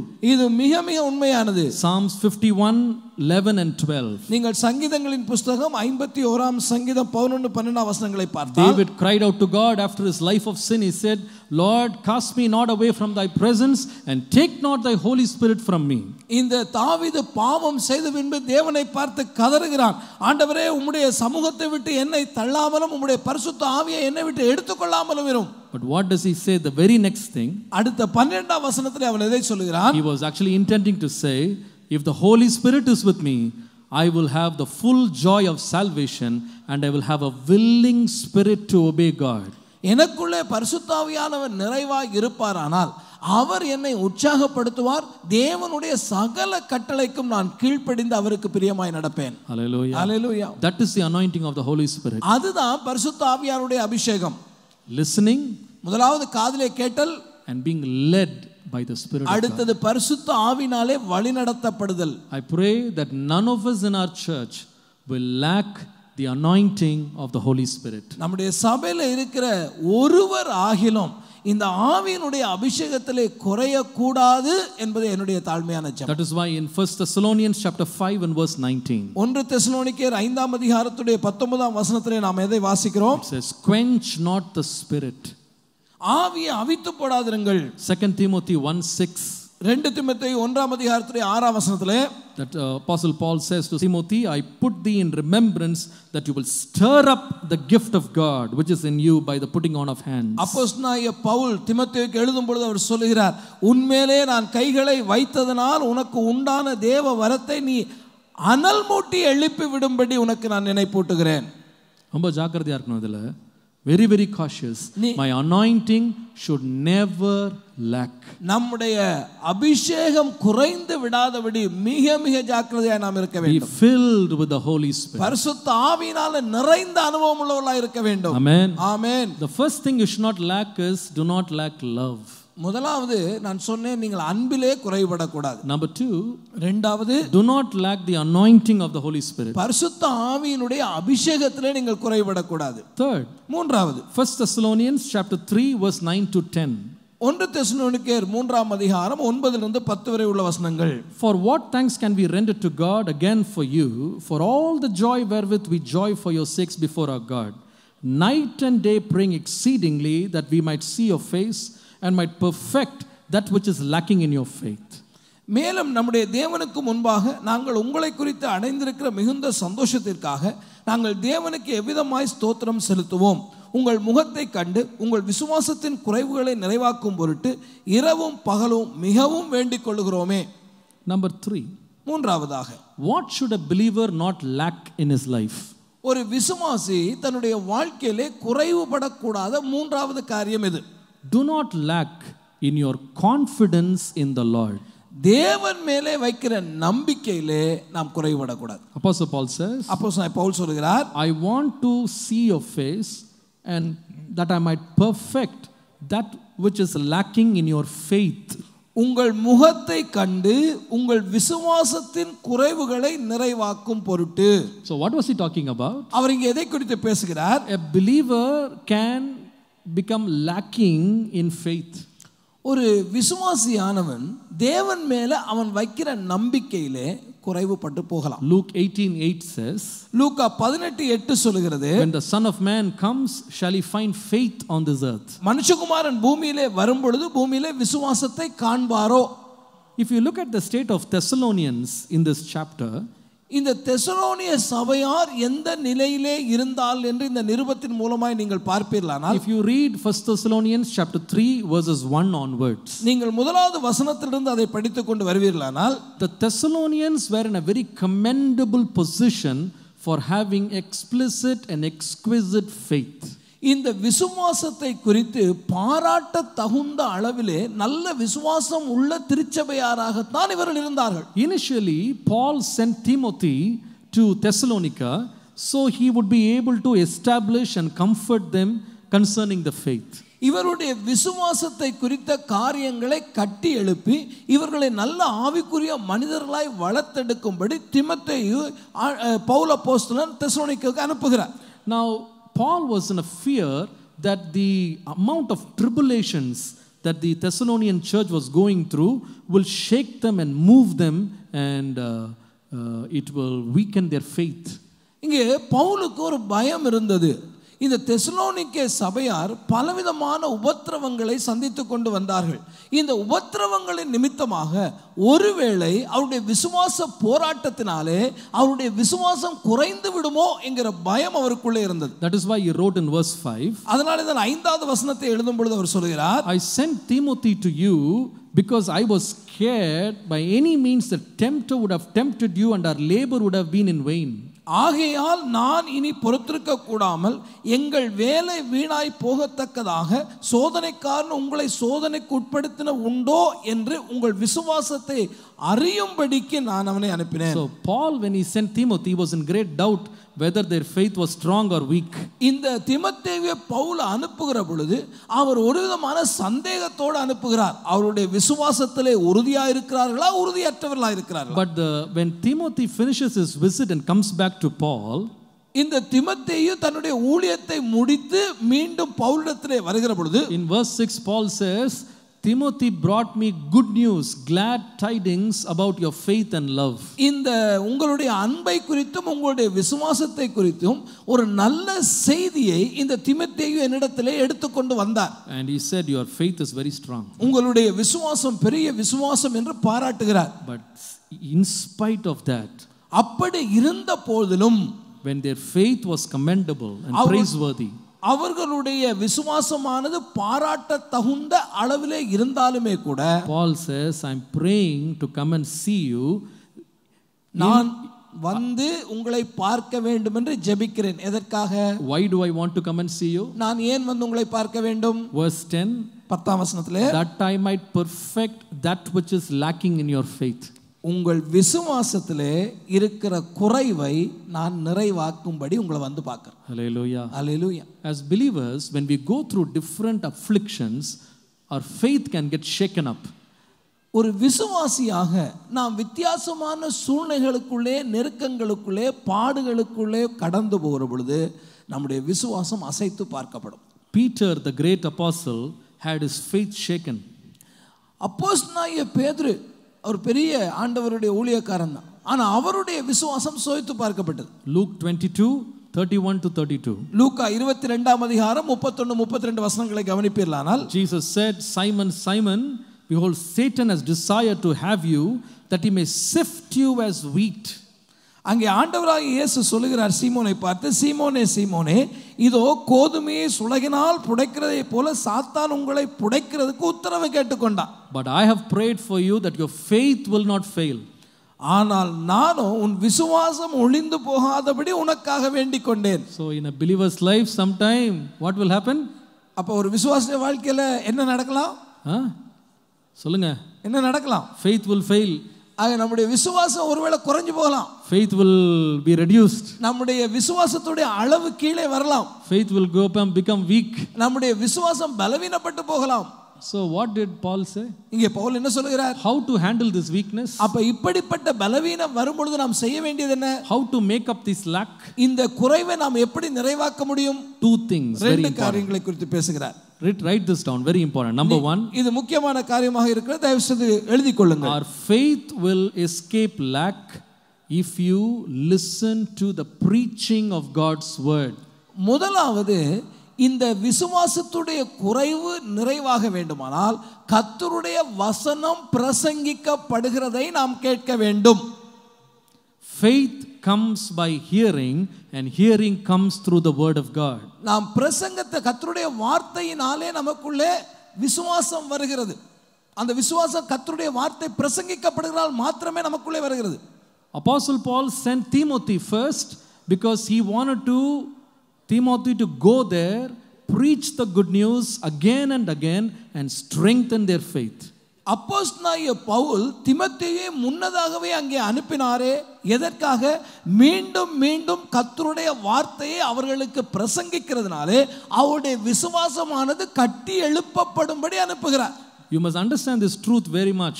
நீங்கள் இந்த உண்மையை சரியாகவும் தெளிவாகவும் புரிந்து கொள்ள வேண்டும். By the grace of God, we have the amazing opportunity to listen to the word of God at least once a week. ஆண்டவருடைய பெரிதான கிருபையினாலே நமக்கு கிடைத்திருக்கிற ஒரு ஆசீர்வாதம் என்ன? வாரத்தில் ஒரு முறை ஆகிலும் நாம் கர்த்தருடைய வசனம் பிரசங்கிக்கப்படுகிறதை கேட்கிறோம். Don't despise that. அதை தயவு செய்து நீங்கள் உதாசீனப்படுத்தி விட வேண்டாம். Every time you listen to the preaching of God's word, your faith is strengthened. எப்பொழுதெல்லாம் நீங்கள் தேவனுடைய வார்த்தையானது பிரசங்கிக்கப்படுகிறதை கேட்கிறீர்களோ அப்பொழுது உங்களுடைய விசுவாசம் உங்களுக்குள்ளே கட்டி எழுப்பப்படுகிறது. ஒத்துக்கொள்றவங்க ஒரு ஆமென் சொல்லுங்கப்பா. ஆமென். It's very important. That is why Sunday morning, being in church, or if impossible in the evening, or impossible both ways, listening to it on the internet or a CD or a DVD will surely build your faith. ஆகவே முடிந்த வரைக்கும் ஒவ்வொரு ஞாயிறும் ஆலயத்திலே இருங்கள். இன்னும் முடிந்தால் மாலை ஆராதனைக்கும் வாருங்கள். ஒருவேளை முடியாத பட்சத்திலே சிடியிலோ நெட்டிலோ தயவு செய்து கர்த்தருடைய வார்த்தை பிரசங்கிக்கிறதை கேளுங்கள். Every time you hear, நீங்கள் எப்பொழுதெல்லாம் கேட்கிறீர்களோ your faith will grow. உங்களுடைய விசுவாசத்தை நீங்கள் கட்டி எழுப்புகிறீர்கள். Hallelujah. Hallelujah. It is like in your house you have these inverter batteries. நம்முடைய வீடுகளில் இந்த இன்வெர்டர் பேட்டரி வச்சிருப்போம் பாருங்க. அதில் வந்து there is a marker, you know, the liquid level, the acid level, there is a marker. அந்த acid எவ்வளவு தூரம் ஊற்றணும்னு சொல்லி ஒரு அளவுகோல் வைத்திருப்பார்கள். After some time the meter will come down. கொஞ்ச நேரத்தில் பார்த்தா அந்த மீட்டர் கீழே வந்துடும். What do you do? அங்கே என்ன problem? You top it up. உடனே நீங்கள் அந்த ஆசிட் எடுத்து அதுக்குள்ள ஊற்றணும். Top it up. அதை திரும்ப திரும்ப ஊற்றணும். எப்படி டாப் அப் பண்ணணும்? How to top up? அதை எப்படி அங்கே நிரப்ப வேண்டும்? Go to the battery store. நீங்க பேட்டரி ஸ்டோர் கடைக்கு போய் and get the water they are giving you. அவங்க என்ன தண்ணி கொடுக்குறாங்களோ அதை வாங்கிட்டு வந்து if you fill it up it will work. அதை கொண்டு அதுக்குள்ள ஊத்தினா தான் அது வேலை செய்யும். In my house also there was a battery. எங்க வீட்லயே அப்படி ஒரு பேட்டரி இருக்கு. And when the level came down, அந்த ஒரு முறை அளவு குறைஞ்ச பொழுது I caught the aqua water. நான் aqua water எடுத்து I began to fill it up. நான் அதுக்குள்ள ஊத்தினேன். filling level is good. நல்லா ஊத்துற தண்ணி தான் ஊத்தினேன். ஆனா நிரப்பி வந்துருச்சு. But no power. ஆனா வர வேண்டிய கரண்ட் வரல. Battery is dead. அந்த பேட்டரி செத்தே போச்சு. If you want faith to grow, உங்களுடைய விசுவாசமானது வளர வேண்டுமானால் listen to God's word. நீங்கள் கர்த்தருடைய வார்த்தையை கேளுங்கள். Listening to entertainment will not help you. நீங்கள் பொழுதுபோக்கு அம்சமான காரியங்களை பார்க்கிறதுனால உங்களுடைய விசுவாசம் வளர போறதில்லை. Listening to Christian comedy, Christian movies will not help you. நீங்கள் கிறிஸ்தவ சம்பந்தமான திரைப்படங்களை பார்த்தாலும் சரி, கிறிஸ்தவ சம்பந்தமான காமெடியான நகைச்சுவை காட்சிகளை பார்த்தாலும் சரி, உங்களுடைய விசுவாசத்தை அது வளர்க்க போறதில்லை. If you want the faith to grow, உனக்குள் இருக்கிற விசுவாசம் வளர வேண்டுமானால் hear the word of God. கர்த்தருடைய வார்த்தையை, கர்த்தருடைய வசனம் பிரசங்கிக்கப்படுவதை கேளுங்கள். Hallelujah. Hallelujah. Next, what should you do? அடுத்து நீங்க என்ன செய்யணும்? In order for your faith to increase, உங்களுடைய விசுவாசம் வளர வேண்டுமானால் நீங்கள் செய்ய வேண்டியது அடுத்தது என்ன? hear the preaching. முதலாவது நான் சொன்னேன், நீங்கள் கர்த்தருடைய வார்த்தை பிரசங்கம் பண்றதை கேட்க வேண்டும். Number 2, faith grows by prayer. இரண்டாவது உங்களுடைய விசுவாசம் ஜெபத்தினால் வளரும். Paul said, பவுல் சொல்கிறார், I have been praying that your faith, whatever is imperfect, will be made perfect in the lacking of your faith, and for that we are praying night and day. Pavul அங்கே சொல்லும் பொழுது அவர்களுடைய விசுவாசத்துடைய குறைவுகள் நிறைவு ஆகும் பொழுது ஆகும்படியாக இரவும் பகலும் அவர்களுக்காக வேண்டிக் கொள்ளுகிறேன் என்று சொல்லுகிறார். For the faith of Peter to be strengthened, what did Jesus do? I prayed for you. பேதுருடைய விசுவாசமானது வர்த்திக்கப்படும்படி ஆண்டவராகிய இயேசு சொன்னார், உனக்காக நான் வேண்டிக் கொண்டேன் என்று சொன்னார். The more you pray, the more your faith will grow. நீங்கள் எவ்வளவு அதிகமாக ஜெபிக்கிறீர்களோ அவ்வளவு அதிகமாக உங்களுடைய விசுவாசத்திலே வர்த்திக்கப்படுவீர்கள். The more others pray for you, your faith will grow. எவ்வளவு அதிகமாக மற்றவர்கள் உங்களுக்காக ஜெபிக்கிறார்களோ அவ்வளவு தூரம் உங்களுடைய விசுவாசத்துடைய வளர்ச்சி இருக்கும். Faith will grow in an atmosphere of prayer. ஒரு விசுவாசமானது வளர வேண்டுமானால் அது ஜெபிக்கிற ஒரு சூழ்நிலையிலே இருக்க வேண்டும். If you keep on praying, your faith will keep on flourishing. நீங்கள் தொடர்ந்து ஜெபிக்க உங்களுடைய விசுவாசமும் தொடர்ந்து வளர்ந்து கொண்டே வரும். Sometimes it may look like a locked door. பல வேளைகளில் நீங்க பார்க்கிற பொழுது அது ஏதோ பூட்டப்பட்ட கதவை போல இருக்குங்க. But keep on praying. ஆனால் தொடர்ந்து நீங்கள் ஜெபிங்க. Fervent in prayer. நீங்கள் தொடர்ந்து விடாப்பிடியாக ஜெபிங்க. And your faith will grow. ஒரு நாளிலே உங்களுடைய விசுவாசம் வளர்ந்திருப்பதை நீங்கள் காண்பீர்கள். Hallelujah. Our church must grow in faith. நம்முடைய திருச்சபையானது விசுவாசத்திலே வளர வேண்டும். None of us should lack in faith. இங்கே இருக்கிற ஒருவராகிலும் விசுவாசத்திலே குறைவுள்ளவர்களாய் காணப்படவே கூடாது. How? எப்படி? By listening to the preaching of God's word. முதலாவது தேவனுடைய வார்த்தை பிரசங்கிக்கிறதை கேட்கிறதுனாலே. Number 2, by prayer. இரண்டாவது உங்களுடைய ஜெபத்தினாலே. I pray that God will fulfill all the lack in our life in regards to faith. விசுவாசத்தை குறித்து நமக்குள்ளே என்ன குறைவு இருக்கிறதோ ஆண்டவராகிய தேவன் அந்த குறைவுகளை எல்லாம் நிறைவாக்க வேண்டும் என்பதே என்னுடைய ஜெபமாய் இருக்கிறது. Praise be to God. கர்த்தருடைய நாமம் மகிமைப்படுவதாக. Number 1, I said, முதலாவது நான் சொன்னேன், do not lack in love. முதலாவது அன்பிலே நாம் குறையக்கூடாது. Number 2, do not lack in anointing. இரண்டாவது அபிஷேகத்தில் நாம் குறையக்கூடாது. Number 3, do not lack in the confidence in the Lord. மூன்றாவது தேவன் மேல் வைக்கிற நம்பிக்கையிலே விசுவாசத்திலே நாம் குறைந்து விடக்கூடாது. Number 4, நான்காவது காரியம், James chapter 1 and verse 5. யாக்கோபு 1ஆம் அதிகாரத்துடைய 5வது வசனம். James chapter 1 and verse 5. யாக்கோபு 1:5. If any of you lack wisdom, let him ask of God, that gives to all men liberally and upbraideth not, and it shall be given to him. உங்களில் ஒருவன் ஞானத்தில் குறைவுள்ளவனாய் இருந்தால் யாவருக்கும் சம்பூர்ணமாய் கொடுக்கிறவரும் ஒருவரையும் கடிந்து கொள்ளாதவருமாகிய தேவனிடத்தில் கேட்க கடவன், அப்பொழுது அவனுக்கு கொடுக்கப்படும். The fourth and very important thing that we must never lack in our life is lacking in knowledge. அடுத்ததாக நாம் குறைவுபடக்கூடாத காரியம், நாம் ஞானத்திலே குறைந்து விடக்கூடாது. James was writing to believers. இந்த யாக்கோபு இதை எழுதுகிற வேளையிலே விசுவாசிகளுக்கு தான் அதை எழுதுகிறார். And he said, I want none of you to lack in wisdom. If any man is lacking in wisdom, even among believers, you ask God and he will give it to you. அவர் என்ன சொல்லுகிறார்? விசுவாசிகளாகிய உங்களிலே ஒருவராகிலும் இந்த ஞானத்திலே குறையக்கூடாது. அப்படி குறைந்திருப்பீர்களானால் நீங்கள் தேவனிடத்திலே தயவு செய்து ஞானத்தை தரும்படி ஜெபியுங்கள். This is very very important. I want all of you to listen to me. நீங்கள் எல்லோருமே இந்த காரியத்தை கவனமாக கேட்க வேண்டும் என்று நான் விரும்புகிறேன். Why is wisdom so important? நமக்கு இந்த ஞானம் அறிவு என்று சொல்லுவது ஏன் முக்கியமானது? In Hosea chapter 4 and verse 6, நீங்கள் ஓசியா தீர்க்கதரிசன புத்தகம் 4ஆம் அதிகாரத்துடைய 6ஆம் வசனத்தை பார்ப்பீர்களானால், the Lord declares through the prophet and said, my people are destroyed for the lack of knowledge. என் ஜனங்கள் அறிவு இல்லாமையினாலே சங்காரமாகிறார்கள் என்று தேவன் இந்த தீர்க்கதரிசியை கொண்டு சொன்னார். Being lack in knowledge is not a very healthy thing. இந்த அறிவில்லாமல் இருக்கிறது என்று சொல்லுவது ஒரு நலமான காரியமே அல்ல.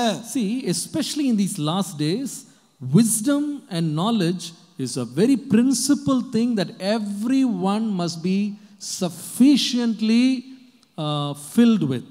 இந்த கடைசி காலத்தில் விசேஷமாய் விசுவாசிகளாக இருக்கிற நம் ஒவ்வொருவருக்கும் இந்த அறிவும் ஞானமும் நிறைந்து காணப்பட வேண்டும். Because the world is not going to be easy to tackle. காரணம் என்ன? நமக்கு சுற்றி இருக்கிற உலகம் இருக்கு, அதை மேற்கொள்ள வேண்டுமானால் இவை இல்லாவிட்டால் நாம் மேற்கொண்டு விட முடியாது. Jesus said, I am sending you as sheep in the midst of wolves. ஆண்டவராகிய தேவன் தம்முடைய சீஷர்களை பார்த்து சொல்லுகிற வேளையிலே, நான் ஓநாய்களுக்குள்ளே ஆடுகளாகிய உங்களை அனுப்புகிறேன். Now you must understand that all the people you are going to meet are not going to be looking as wolves. ஆண்டவராகிய தேவன் என்ன சொன்னார்? நீங்க போறீங்களே, போய் பார்க்கிற எல்லாருமே உங்களுக்கு ஓநாய்களை போல தெரிய மாட்டார்கள். Some will be clothed in sheep's clothing but be wolves inside. சிலர் எப்படி இருப்பார்கள் என்று சொன்னால், அவர்கள் ஆட்டு தோலை போத்திக் கொண்டிருக்கிற ஓநாய்களை போல இருப்பார்கள். So in order to decipher who they are, you need wisdom. அவர்கள் யார், எப்படிப்பட்ட நபர்கள் என்று கண்டுபிடிக்க வேண்டுமானால் உங்களுக்கு ஞானமும் அறிவும் அவசியம். Listen, கவனிங்கள். Jesus said, you have to be harmless as doves and you have to be wise as serpents. ஆண்டவர் சொல்லுகிற பொழுது புறாவை போல கபடற்றவர்களாகவும் சர்ப்பத்தை போல வினா உள்ளவர்களாகவும் இருங்கள் என்று சொன்னார். I know many Christians are very harmless people. அநேக கிறிஸ்தவர்கள் உண்மையாகவே புறாவை போல தான் இருக்கிறாங்க. Many believers harmless as doves. Very innocent, very very harmless, very loving. அநேக விசுவாசிகள் அன்புள்ளவர்களாக, பிரச்சனை இல்லாதவர்களாக, மிகவும் நல்லவர்களாகத்தான் இருக்கார். But the problem with many believers is, ஆனா அநேக விசுவாசிகளுக்குள்ள உள்ள பிரச்சனை என்ன? they are harmless but they are not wise. அவங்க தப்பு செய்யறது இல்ல, ஆனா ஏமாளிகளாக இருக்கிறாங்க. There are two important areas we should be very very knowledgeable. ரெண்டு விஷயங்கள்ல நாம் அறிவுள்ள மக்களாக இருக்கணும். I'll tell it first and then I will explain it. நான் முதலாவது அதை சொல்லிவிட்டு பிறகு அதை நான் விரிவாக பேசுகிறேன். Number one, முதலாவது, we need to have knowledge in discerning people. ஜனங்களை வரையறுக்கிற அறிவு நமக்கு அவசியம். Did you write it down? நீங்க எழுதிக் கொள்ளுங்க. Knowledge for discerning people. இந்த ஜனங்கள் எப்படிப்பட்டவர்கள் என்று கண்டுபிடிக்கிற அறிவு நமக்கு தேவை. Number two, இரண்டாவது, knowledge to devise methods to handle problems. நமக்கு நேரே வருகிற பிரச்சனைகளிலிருந்து விடுபடுவதற்கு வேண்டிய ஞானம். Two things. ரெண்டு காரியம். First, முதலாவது, knowledge to discern who people are. மக்கள் எப்படிப்பட்டவர்கள், நம்மிடத்திலே வருகிற ஜனங்கள் எப்படிப்பட்டவர்கள், இதை கண்டுபிடிக்க நமக்கு ஞானம் வேணும். 1 Kings chapter 3 and verse 9. ஒன்று ராஜாக்கள் 3ஆம் அதிகாரத்துடைய 9ஆம் வசனத்திலே, when God appeared to Solomon in a vision, இந்த சாலமோனுக்கு ஆண்டவர் சொப்பனத்திலே தரிசனமான பொழுது, ask me whatever you want, he declared. ஆண்டவர் அவரை பார்த்து கேட்கிறார், உனக்கு என்ன வேண்டுமோ என்னிடத்தில் கேள் என்று சொல்கிறார். Solomon did not ask for riches, he did not ask for anything else, but he said, Lord, I want you to give me an understanding heart to judge thy people, that I may discern between good and bad. For who is able to judge so many people like this? இந்த Solomon தனக்கு ஐஸ்வரியத்தையோ வேறு காரியங்களை கேட்காமல் ஆண்டவரை பார்த்து கேட்கிறான், உம்முடைய ஜனங்களை நியாயம் விசாரிக்கவும் நன்மை தீமை இன்னதென்று வரையறுக்கவும் அடியானுக்கு ஞானம் உள்ள இருதயத்தை தாரும் என்று கேட்டான். What was he saying? அவன் எதை கேட்கிறான்? I have a whole country of people here. ஆண்டவரே, எனக்கு முன்பாக திரளான ஜனங்கள் இருக்கிறார்கள், இந்த தேசத்தின் ஜனங்கள். Everyone looks like the same. எல்லாருமே ஒன்றை போல தான், எல்லாரும் பார்க்கிற பொழுது எல்லாம் ஒன்று போல தான் இருக்கிறார்கள். But I don't know who is good, who is bad. ஆனால் அவர்கள் மத்தியிலே நன்மையானவர்கள் யார், தீமை செய்கிறவர்கள் யார் என்று எனக்கு தெரியவில்லை. Please give me the wisdom to discern. இப்படிப்பட்ட ஆட்களை வகையறுக்கிறதுக்கு வேண்டிய ஞானத்தை எனக்கு தாரும். 3 things we need, my friends. இங்கே 3 காரியங்கள் நமக்கு அவசியம். Number 1, முதலாவது, we need the wisdom when it regards to people. I'm talking about people, handling people. Wisdom to administer justice to people. முதலாவது, நமக்கு ஏன் இந்த ஜனங்களோடு பழகும்போது ஞானம் வேணும்னு சொன்னா, நீதி செய்வதற்கு நமக்கு ஞானம் வேணும். Wisdom to administer justice to people. மற்றவர்களுக்கு நீதி நியாயம் செய்ய வேண்டுமானா நமக்கு ஞானம் தேவை. 1 Kings 3:16 following. நீங்கள் 1 ராஜாக்களுடைய புத்தகம் 3ஆம் அதிகாரம் 16 தொடர்ந்துள்ள வசனங்களை பார்த்தால், 2 women come to Solomon. இங்கே சாலமோனிடத்திலே 2 பெண்கள் வருகிறார்கள். They bring one baby. அவர்கள் ஒரே ஒரு குழந்தையை எடுத்துக்கொண்டு வருகிறார்கள். Both of them are claiming this is my child. இந்த 2 பேருமே இந்த குழந்தை தன்னுடையது என்று சாதிக்கிறார்கள். On the outside both of them are crying. வெளியில பார்க்கும்போது 2 பேருமே அழுறாங்க. Both of them wailing. உண்மையாகவே 2 பேருமே அழுது புலம்புகிறார்கள். Both of them complaining about each other. ஒருவர் ஒவ்வொருத்தர் மேல குற்றச்சாட்டு வைக்கிறார்கள். We don't know how to discern who is right. இப்பொழுது இந்த 2 பெண்களிலே யார் சொல்லுவது உண்மை என்பதை சாலமோனாலே அறிய முடியவில்லை. But thank God Solomon had the wisdom to discern in judgment in people. ஆனால் ஆண்டவராகிய தேவனுடைய கிருபையினாலே ஜனங்களுக்குள்ளே நல்லவர்கள் யார், தீயவர்கள் யார் என்று கண்டுபிடிக்கத்தக்க ஞானத்தை தேவனாகிய கர்த்தர் சாலமோனுக்கு கொடுத்திருந்தார். You need discernment to understand who is crying truly, who is crying false crocodile tears. ஒருத்தர் எப்படி உண்மையா ஆடுறவங்க யாரு, நீலி கண்ணீர் வடிக்கிறவங்க யாருங்கிறத கண்டுபிடிக்கிற அறிவு நமக்கு வேணும். அல்லது ஏமாந்துருவீங்க, otherwise you'll be cheated. Some people will cry and get the best out of you. சில ஆள் இருக்காங்களா, அழுதே காரியத்தை சாதிச்சிரும். You need wisdom. இதுக்கு உங்களுக்கு ஞானம் வேணும், என்ன அழுகை இதுன்னு கண்டுபிடிக்க. Wisdom to administer right justice. நீதி செய்வதற்கு நமக்கு ஞானம் தேவை. I don't have time. Number 2, எனக்கு நேரம் இல்லாதனால வேகமாய் கடந்து போறேன். wisdom to accept right counsel. இரண்டாவது, சரியான ஆலோசனையை கேட்கத்தக்க ஞானம் வேணும். Every counsel that comes to you is not right. உங்களுக்கு பல ஆலோசனைகள் உங்களை நேடி வரும், ஆனா எல்லா ஆலோசனையும் சரியான ஆலோசனைகளும் அல்ல. Example, உதாரணமா 1 Kings chapter 12 verse 1 following. 1 ராஜாக்கள் 12ஆம் அதிகாரம் 1ஆம் வசனத்திலிருந்து நாம் பார்த்தால், It talks about the son of the wisest man on earth, Solomon. சாலமோனுடைய பிள்ளைகளை குறித்து, அவனுடைய மகனை குறித்து.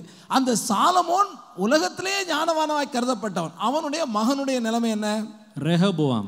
இந்த ரெகொபெயாமை குறித்து வாசிக்கிறோம். There was a problem in his country. அந்த நாட்டில் ஒரு பிரச்சனை வந்துருச்சு. He called in 2 varieties of counselors. அவன் 2 விதமான ஆலோசனை கூட்டத்தாரை தனக்கு முன்பாக அழைக்கிறான். One was the old men. முதலாவது முதியோர்கள். Number 2 was the young men. இரண்டாவது அவனுடைய வயதை ஒத்த இளைஞர்கள். The old men said, be patient, be humble, you will get back your country. முதியோர்கள் சொல்கிறார்கள், தயவு செய்து பொறுமையாயிரும், நீர் காரியங்களை செய்யும், ஆண்டவர் உங்களுக்கு திரும்ப அந்த நிலத்தை தருவார். The young people said, be firm, be stern and be hard and people will be subject to you. இப்பொழுது வாலிபர்கள் ஆலோசனை சொன்னார்கள், நீர் கடுமையாய் நடந்து கொள்ளும், ஜனங்களை அடக்கி ஆளும், அப்பொழுதுதான் இந்த தேசம் உமக்கு சொந்தமாகும் என்று சொல்லுகிறார்கள். For whose counsel did Rehoboam go? இந்த ரெகோபெயாம் யாருடைய ஆலோசனையை கேட்டு செயல்பட்டான்? He went for the advice of the young people. அவன் தன்னுடைய வயதை ஒத்த இளைஞருடைய ஆலோசனையை கேட்டு அவன் செயல்பட்டான். And முடிவு என்ன? the country was split into two. அந்த தேசமே ரெண்டாக பிளவுபட்டு போனது. You need wisdom to choose which counsel, which advice is good for you.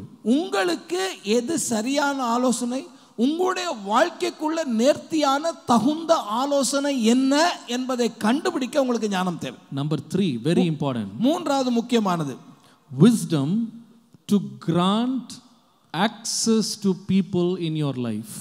உங்களுடைய வாழ்க்கைக்குள்ளே பிரவேசிக்கிற அந்த நபர்கள் சரியான நபர்கள் தானா என்று கண்டுபிடிக்கிற அந்த ஞானம் உங்களுக்கு தேவை.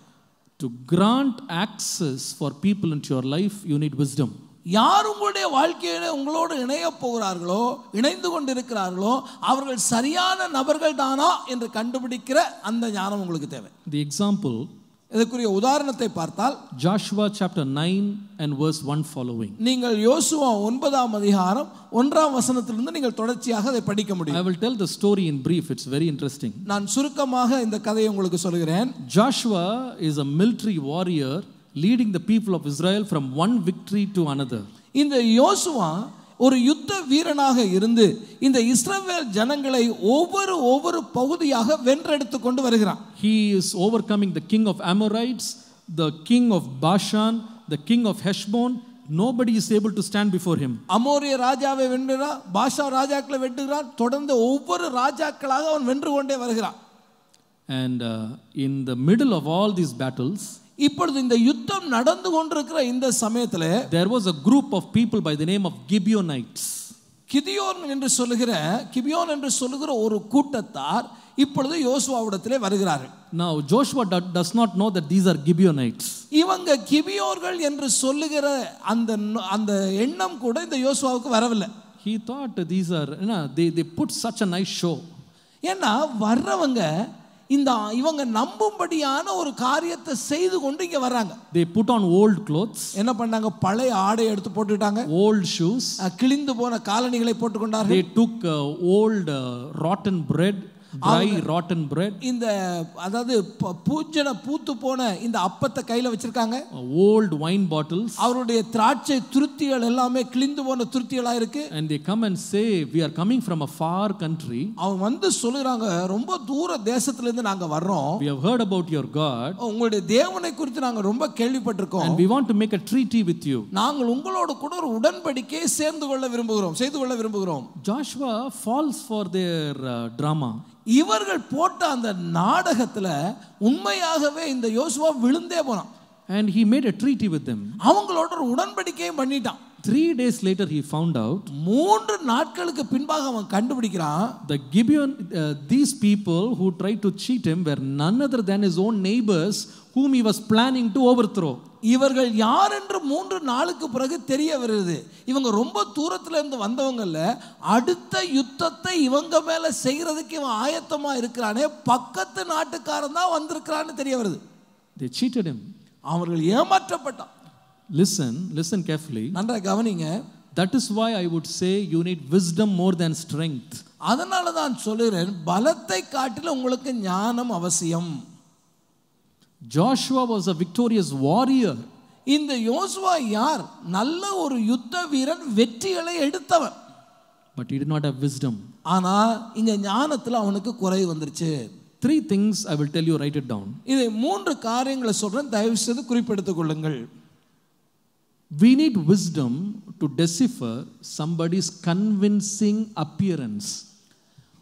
நமக்கு நம்பிக்கை அளிக்கத்தக்க தோற்றத்தோட வராங்களே, அந்த தோற்றத்தை சரியா கண்டுபிடிக்க நமக்கு ஞானம் தேவை. You need wisdom to look beyond the mask. அவங்க போட்டிருக்கிற முகமூடியை தாண்டி அவங்களோட முகம் என்ன அப்படிங்கிற கண்டுபிடிக்கிற ஞானம் நமக்கு தேவை. These people made such an appearance that would create sympathy from anybody. பாருங்க, அவங்க வந்த விதத்தை பார்த்தா, அவங்க போட்டிருந்த ஆடையை பார்த்தா, அவங்க கையில வச்சிருந்த சாப்பாட்டை பார்த்தா யாருக்கு வேணாலும் இவங்க மேல இறக்கம் வந்துடும். அந்த மாதிரி ஒரு நாடகம் போட்டாங்க. ஐயோ, பரிதாபத்தை சம்பாரிச்சிட்டாங்க. This mask blinded the eyes of Joshua. அவங்க போட்ட வேஷத்தினை உண்மையா மயங்கி போனான்னு தான் சொல்லணும். அவனுடைய கண்களே குருடாய் போச்சு. யோசுவாவுடைய கண்கள். He was not able to find the truth. உண்மை என்னங்கறத கண்டுபிடிக்க முடியாமலே போயிட்டு. Number 2. இரண்டாவது, the second method of deception was not only in appearance. இரண்டாவது, இவங்க வேஷம் போடுகிறதுனால மாத்திரம் அல்ல. Number 2, they made claims of appreciation for the God of Israel. இஸ்ரவேலுடைய தேவனையும் புகழ்ந்து பேசினார்கள். They said, we are coming from a far country. நாங்க ரொம்ப தூர தேசத்துல இருந்து வரோம். We heard the name of your God. உங்களுடைய தேவனுடைய நாமத்தை குறித்து நாங்கள் கேள்விப்பட்டோம். Oh, your God is the God who did miracles in Egypt. எகிப்து தேசத்திலே அவர் நடத்தின அற்புதங்களின் கிரியைகளை குறித்து நாங்கள் கேள்விப்பட்டோம். He won over all the kings on the way. நீங்கள் வருகிற பொழுது ராஜாக்கள் மேலெல்லாம் உங்களுக்கு வெற்றி கொடுத்த தேவன் அவர்தான் என்று நாங்கள் கேள்விப்பட்டோம். They began to share testimonies about God, spiritual testimonies. இங்கே ஆவிக்குரிய அங்க சத்தியங்களை குறித்து ஆண்டவருடைய காரியங்களை குறித்து பேசி அறிக்கையிட ஆரம்பிச்சாங்க. Joshua thought, what kind of testimonies they are saying? ஐயோ, எவ்வளவு பெரிய சாட்சி சொல்றாங்கப்பா இவங்க அப்படின்னு யோசுவா நினைக்கிறார். They have been following God just like us. நாம எப்படி தேவனை பின்பற்றி வர்றோமோ அப்படிதான் இவங்களும் பின்பற்றி வர்றாங்களோன்னு நினைக்க ஆரம்பிக்கிறாங்க. Some people, after they tell their story, you will know, oh, we also love Jesus from Sunday school. சில ஆட்கள் சொல்லுவாங்க பாருங்க, எங்களுக்கு சண்டே ஸ்கூல்ல இருந்து நாங்க இயேசுவை அறிஞ்சிருக்கிறோம் ஐயா. We love Jesus. நாங்களும் இயேசுவை நேசிக்கிறோம். எங்களுக்கு இயேசுனா ரொம்ப பிடிக்குங்க சொல்றாங்களா? நம்மளை பிடிச்சிக்கணும் பார்த்துக்கணும். சும்மா கதை சொல்ற ஆசாமிங்களெல்லாம் நம்ப கூடாது. Don't go after all these tales and storytellers. நமக்கு கதை சொல்லி நம்ம வஞ்சகத்துல சிக்க வைக்கிற ஆட்களை குறித்து ஜாக்கிரதையா இருங்க. Be careful. மிக கவனமா இருங்க. When you go to college school, there will be some people who say, I also like your Jesus. நீங்க காலேஜுக்கு போகும்போது ஸ்கூலுக்கு போகும்போது சொல்லுவாங்க, உங்க இயேசுவை எங்களுக்கு ரொம்ப பிடிக்கும். அப்படியா? இயேசுவை பிடிக்குமா என்ன பிடிக்குமா? சில பேருக்கு நம்ம பிடிக்கும்னு சொல்றதுக்கு நேரம் தைரியம் இருக்காது. இயேசுவை பிடிக்கும். ஐயோ, என்ன ஸ்பிரிச்சுவலாக பேசுறாரு. அவ்வளோதான். we drop the cover. நம்ம போட்டிருக்கிற அந்த பாதுகாப்பினுடைய கவசத்தை நம்ம விட்டுறோம். we know about your God. உங்களுடைய தேவனை குறித்து நாங்கள் அறிந்திருக்கிறோம். Third thing, what did he say? மூன்றாவதுல என்ன சொன்னார்கள்? they made a clever abasement of themselves. பாருங்க, தங்களை குறித்து அவர்கள் ஏற்றுக்கொள்ளத்தக்கதான ஒரு வார்த்தையை பேசினாங்க. they humbled themselves to the core. அவங்க எவ்வளவு தூரம் தங்களை தாழ்த்த முடியுமோ யோசுவாக்கு முன்பாக அவ்வளவு தூரம் தாழ்த்தினாங்க. What was the humility? அவங்க எப்படி தாழ்த்தினாங்க தெரியுமா? We will be your servants. நாங்க உங்களுக்கு அடிமைகளாகவே இருப்போம். Whatever you say we will do. நீங்க என்ன சொன்னாலும் சரி அதை செய்கிற அடிமையாக நாங்க இருப்போம். If you want us to get baptized 7 times, I am ready to get baptized 7 times.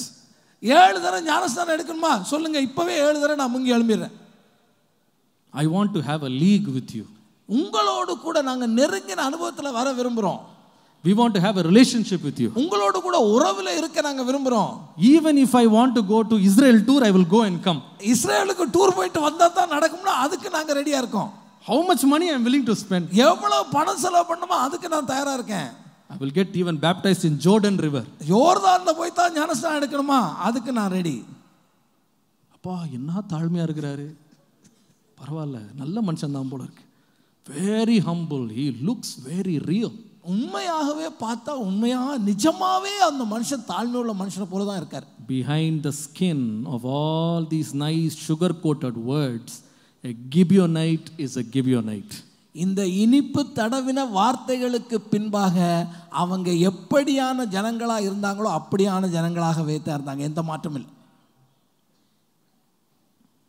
Young people, அருமையான வாலிபர்களே, be careful. மிக மிக ஜாக்கிரதையா இருங்க.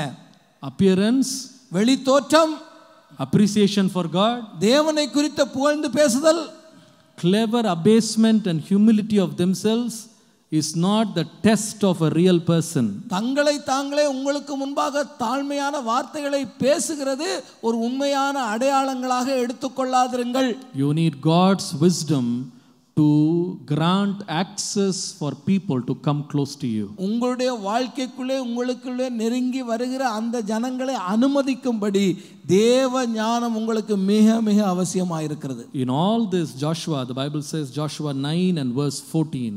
9ஆம் அதிகாரத்திலே 14வது வசனத்திலே வேதம் சொல்கிறது, the men took off their victuals and did not ask counsel at the mouth of God. அவர் தேவனிடத்திலே ஆலோசனை கேட்காமல் அவருடைய பதார்த்தங்களில் சிலவற்றை வாங்கிக் கொண்டார்கள். தேவனிட்ட ஆலோசனை கேளுங்கம்மா. Always listen to God's counsel. எப்பொழுது வேணாலும் எல்லா சூழ்நிலையிலும் தேவனிடத்திலே நாம் ஆலோசனை Do கேட்கணும். not trust in your own wisdom. உங்களுடைய சுய ஞானத்தை சாராமல் இருங்கள். Trust in the Lord. தேவனை மாத்திரமே சார்ந்து கொள்ளுங்கள். Second knowledge we all need. நமக்கு தேவையான இரண்டாவது இந்த அறிவு என்ன? Knowledge to devise methods to handle problems. பிரச்சனைகளை தீர்வு காணத்தக்க ஞானத்தை தேவன் நமக்கு தர வேண்டும். Classic example from the Bible is the story of Esther. இதுக்கு நல்ல உதாரணம் யாருன்னு சொன்னா வேத புத்தகத்திலே எஸ்தரை நீங்கள் பார்க்க முடியும். Esther, her own clan of the Jewish people came under tremendous problems. அங்கே எஸ்தரும் அவருடைய யூத குலத்தாரும் அழிக்கப்படுகிற ஒரு நிலைமைக்கு வருகிறார்கள். Haman was a minister who rose up in power. இந்த ஆமான் அன்றைக்கு மந்திரியாக பதவி உயர்த்தப்படுகிறான். The news reaches Esther and says your life is at stake along with all the Jews. இந்த எஸ்தருக்கு ஒரு செய்தி வருகிறது, உன்னுடைய வாழ்க்கையும் எல்லா யூதருடைய வாழ்க்கையும் கொன்றொழிப்பதற்கு ஒரு காரியம் நடந்து கொண்டிருக்கிறது. Haman is scheming to kill all the Jews. இந்த ஆமான் அதற்காக ஒரு வஞ்சகமான திட்டத்தை தீட்டிக் கொண்டிருக்கிறான். What did Esther do? Esther என்ன செய்தாள்? She did not run into the palace with all her hair spread everywhere. தலைய விரிகோலமா ஓடி போய் ராஜாக்கு முன்னாடி ஐயோ ஐயோ ராஜாவே அப்படினா போகல. She did not say, oh come on, have mercy on me. ஓ எங்க மேல இரக்கம் காமிங்க ராஜாவே என்று சத்தம் போடல. She was very calm. அவ மிக அமைதியா இருந்தாள். She said, go and pray for 3 days. 3 நாள் நீங்கள் போய் எனக்காக உபவாசித்து ஜெபம் I will பண்ணுங்க. go and meet the king. நான் ராஜாவை போய் சந்திப்பேன். And what did she go with? அவள் எப்படி ராஜாவிடத்திலே போனாள்? She did not go to the king with a petition, please save me. இந்த விண்ணப்பத்தை கொண்டு போய் இந்த விண்ணப்பத்தை கொஞ்சம் படிச்சு பார்த்து ஏதாவது பதில் செய்யுங்க ராஜாவேன்னு போகல. You know, she said, I want the king to come along with Haman for a feast that I have prepared. ராஜாவும் ஆமானும் நான் எனக்கு செய்ய போகிற விருந்துக்கு வர வேண்டும் என்று கேட்டார். விருந்தாது? விருந்தா? இல்ல இல்ல, அன்னையோடு அவர் கதை முடிய போகுது. ஆனா she was very wise in her moves. அவள் எப்படி காரியங்களை நடத்த வேண்டுமோ ஞானம் உள்ளவாய் காயை நகர்த்தினாள். 3 times feast. 3 முறை சொல்றா விருந்துக்கு வாங்க விருந்துக்கு வாங்க விருந்து. The enemy is rejoicing.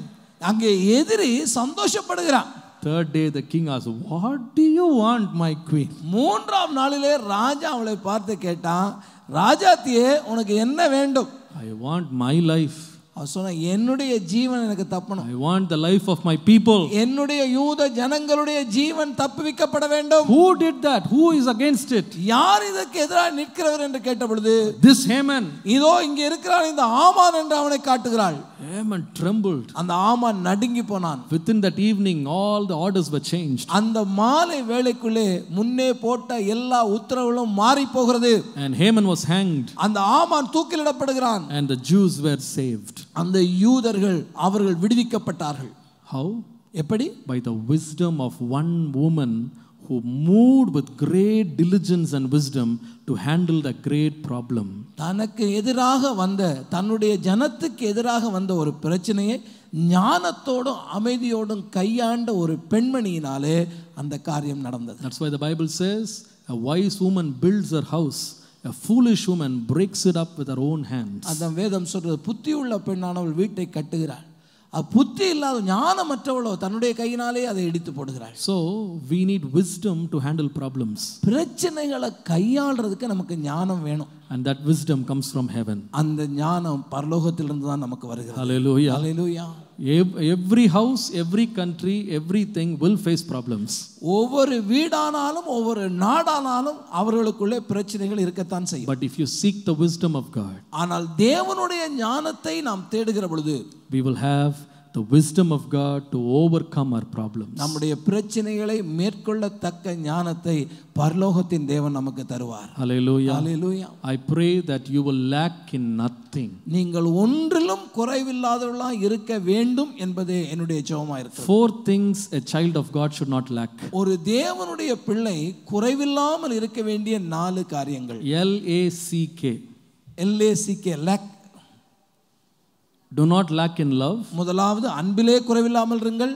Do not lack in the anointing. இரண்டாவது உங்களுக்கு கொடுக்கப்படுகிற அபிஷேகத்திலே குறைவில்லாமல் இருங்கள். Do not lack in your confidence in the Lord. தேவன் மேல் வைக்கிற நம்பிக்கையிலும் விசுவாசத்திலும் குறைவில்லாமல் இருங்கள். Do not lack in knowledge from heaven. பரலோகத்திலிருந்து உங்களுக்கு தரப்படுகிற ஞானத்திலே குறைவற்றவர்களாக இருங்கள். How many of you seek that God will make it sufficient and every lack will be fulfilled? நம்முடைய தேவனாகிய கர்த்தர் நம்முடைய குறைவுகள் எல்லாம் நிறைவாக்குவார் என்று எத்தனை பேர் விசுவாசிக்கிறீங்க? எல்லாரும் எழும்பி நிற்போமா? எல்லாரும் எழும்பி நிற்க போகிறோம். Let us all stand in the presence of God. நாம் தேவனுடைய பிரசன்னத்திலே எழுந்து நிற்போம்.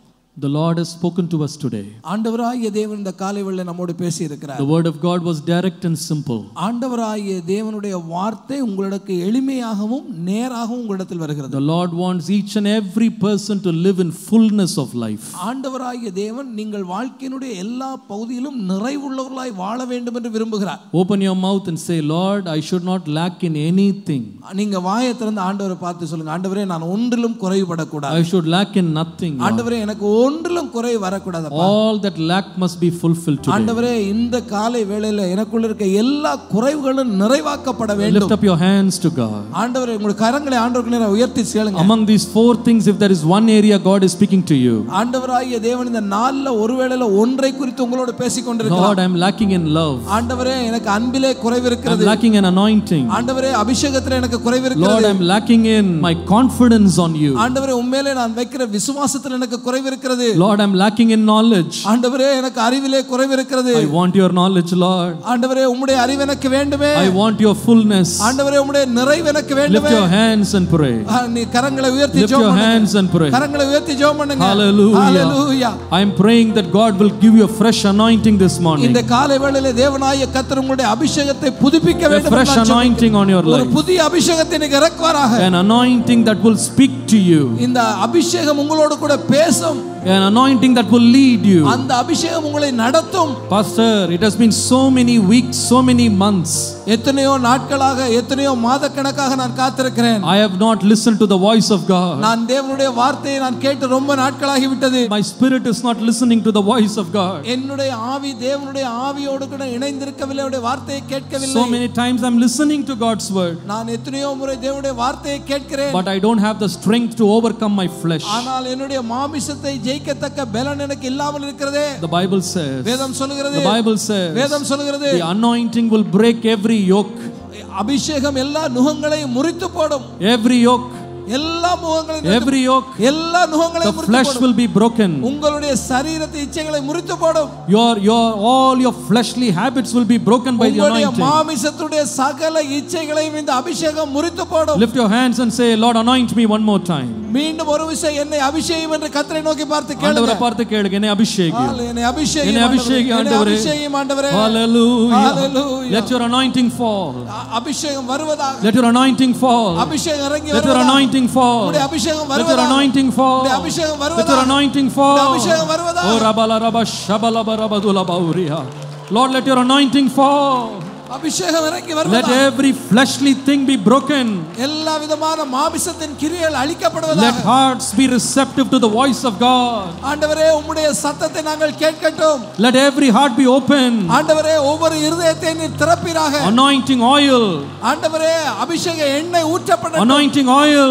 அபிஷேகத்தின் எண்ணெய் Anointing oil. அபிஷேக எண்ணெய் ஊற்றப்படட்டும். Coming upon you right now. இப்பொழுதே உங்கள் மேல் coming upon you right now. இப்பொழுதே வரட்டும். Is filling your cup. Is filling your cup.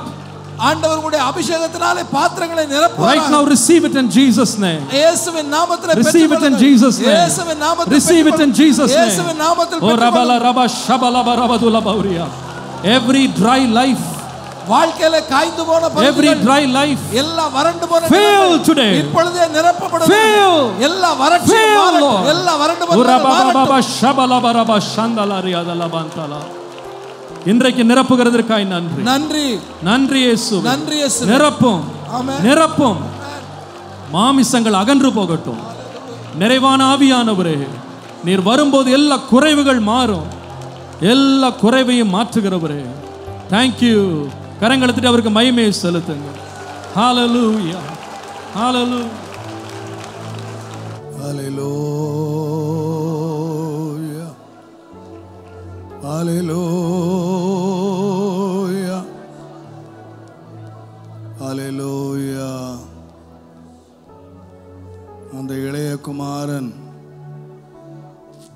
தகப்பன் வீட்டில் எல்லாம் நிறைவுள்ளவனாய் இருந்தான். ஆனால் தகப்பன் வீட்டை விட்டு வெளியே போன பொழுது வேதம் சொல்லுகிறதன் குறைவுபட தொடங்கினான். அவன் வாழ்க்கையில குறைவு வந்தது. உடனடியாய் ஒன்று செய்தான். தன் குறைவை நிறைவாக்குவதற்கு தன்னை நேசிக்கிற ஒரு தகப்பன் இருக்கிறார். ஒரு இரக்கமுள்ள தகப்பன் இருக்கிறார். என்னை தள்ளிவிடாத ஒரு தகப்பன் இருக்கிறார். என்னை சேர்த்து கொள்ளுகிற ஒரு தகப்பன் இருக்கிறார். நான் இழந்தவைகளெல்லாம் திரும்ப தருவதற்கு எனக்கு ஒரு தகப்பன் இருக்கிறார் என்ற எண்ணி இருந்த இடத்தை விட்டு எழும்பி தகப்பனிடத்தில் வந்தான். தகப்பனை விட்டு தூர இருக்கிற வரைக்கும் அவன் வாழ்க்கையிலே குறைவுபட தொடங்கினான். ஆனால் மறுபடியும் எழுந்து தகப்பனிடத்தில் வந்தபோது வேதம் சொல்லுகிற சந்தோஷப்பட தொடங்கினான். தேவன் அவனை நிரப்பினான். தகப்பன் அவனை ஆசீர்வதித்தான், முத்தமிட்டான். அவன் இழந்தவைகளெல்லாம் திரும்ப கொடுத்தான். இன்னைக்கு நம்மில் அநேகர் குறைவுபட தொடங்கினாலும் நாம் எழுந்த தகப்பனண்டை வர முடியாதபடி உட்கார்ந்திருக்கிறோம். இல்லாவிட்டால் அறிவில்லாமல் இருந்திருக்கிறோம். நீ நிர்வாணி என்று அறியாமல் ஐஸ்வர்ய சம்பன் சொல்லிக் கொண்டிருக்கிறாய். நீ தரித்திரனாய் இருந்தும் நீ ஐஸ்வர்யவான் என்று சொல்லுகிறாய். நீ குருடனாய் இருக்கிறாய். உன் நிலையை நீ அறிய முடியாதவனாய் இருக்கிறாய். இன்றைக்கு நம்முடைய நிலையை உணர்ந்து நம்முடைய குறைவை நிவர்த்தி பண்ணுகிற நம்முடைய தேவனிடம் திரும்பி வருவோமானால் நம்முடைய வாழ்க்கை எப்போதும் மகிழ்ச்சி உள்ளதாக, எப்பொழுதும் நிறைவுள்ளதாக, எல்லாவற்றாலும் நிரப்புகிற தேவன் கபௌரியா தலா சாந்தலாரி எல்லாவற்றையும் நிரப்புகிற ஆண்டவரே, இன்றைக்கு நிரப்பி அனுப்புவதற்கு நீர் வல்லவராய் இருக்கிறதுக்காக நன்றி என்று சொல்லி கைகளை தட்டி கர்த்தரை துதியுங்கள். ஓ ரபா ஷபா பாபா தலபர ஓ ரபா தலபர தலகமௌரியா ஓ பல பாபா தலப தலபர தல சிகமா நி பாபா தலபர தல சதல Kala. Hallelujah, hallelujah, hallelujah. En devan Yehovah ere en devayavayum taruvare en devan Yehovah ere en devayavayum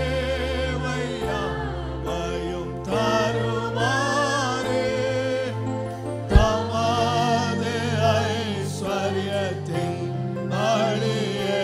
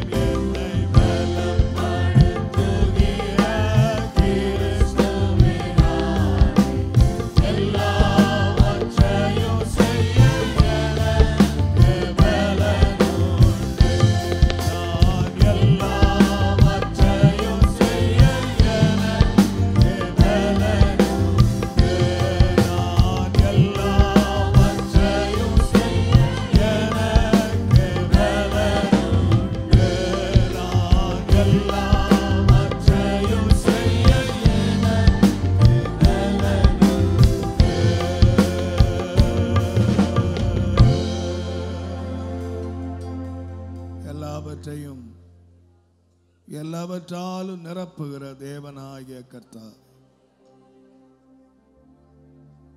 எங்களை எப்பொழுதும் நிறைவுள்ளவர்களாய் வைத்துக் கொள்ளுகிற நம்முடைய அநாதி கிருபைக்காக நன்றி. ஆசீர்வதியும், நிரப்பி அனுப்பும். இயேசுவின் நாமத்தில் பிதாவே.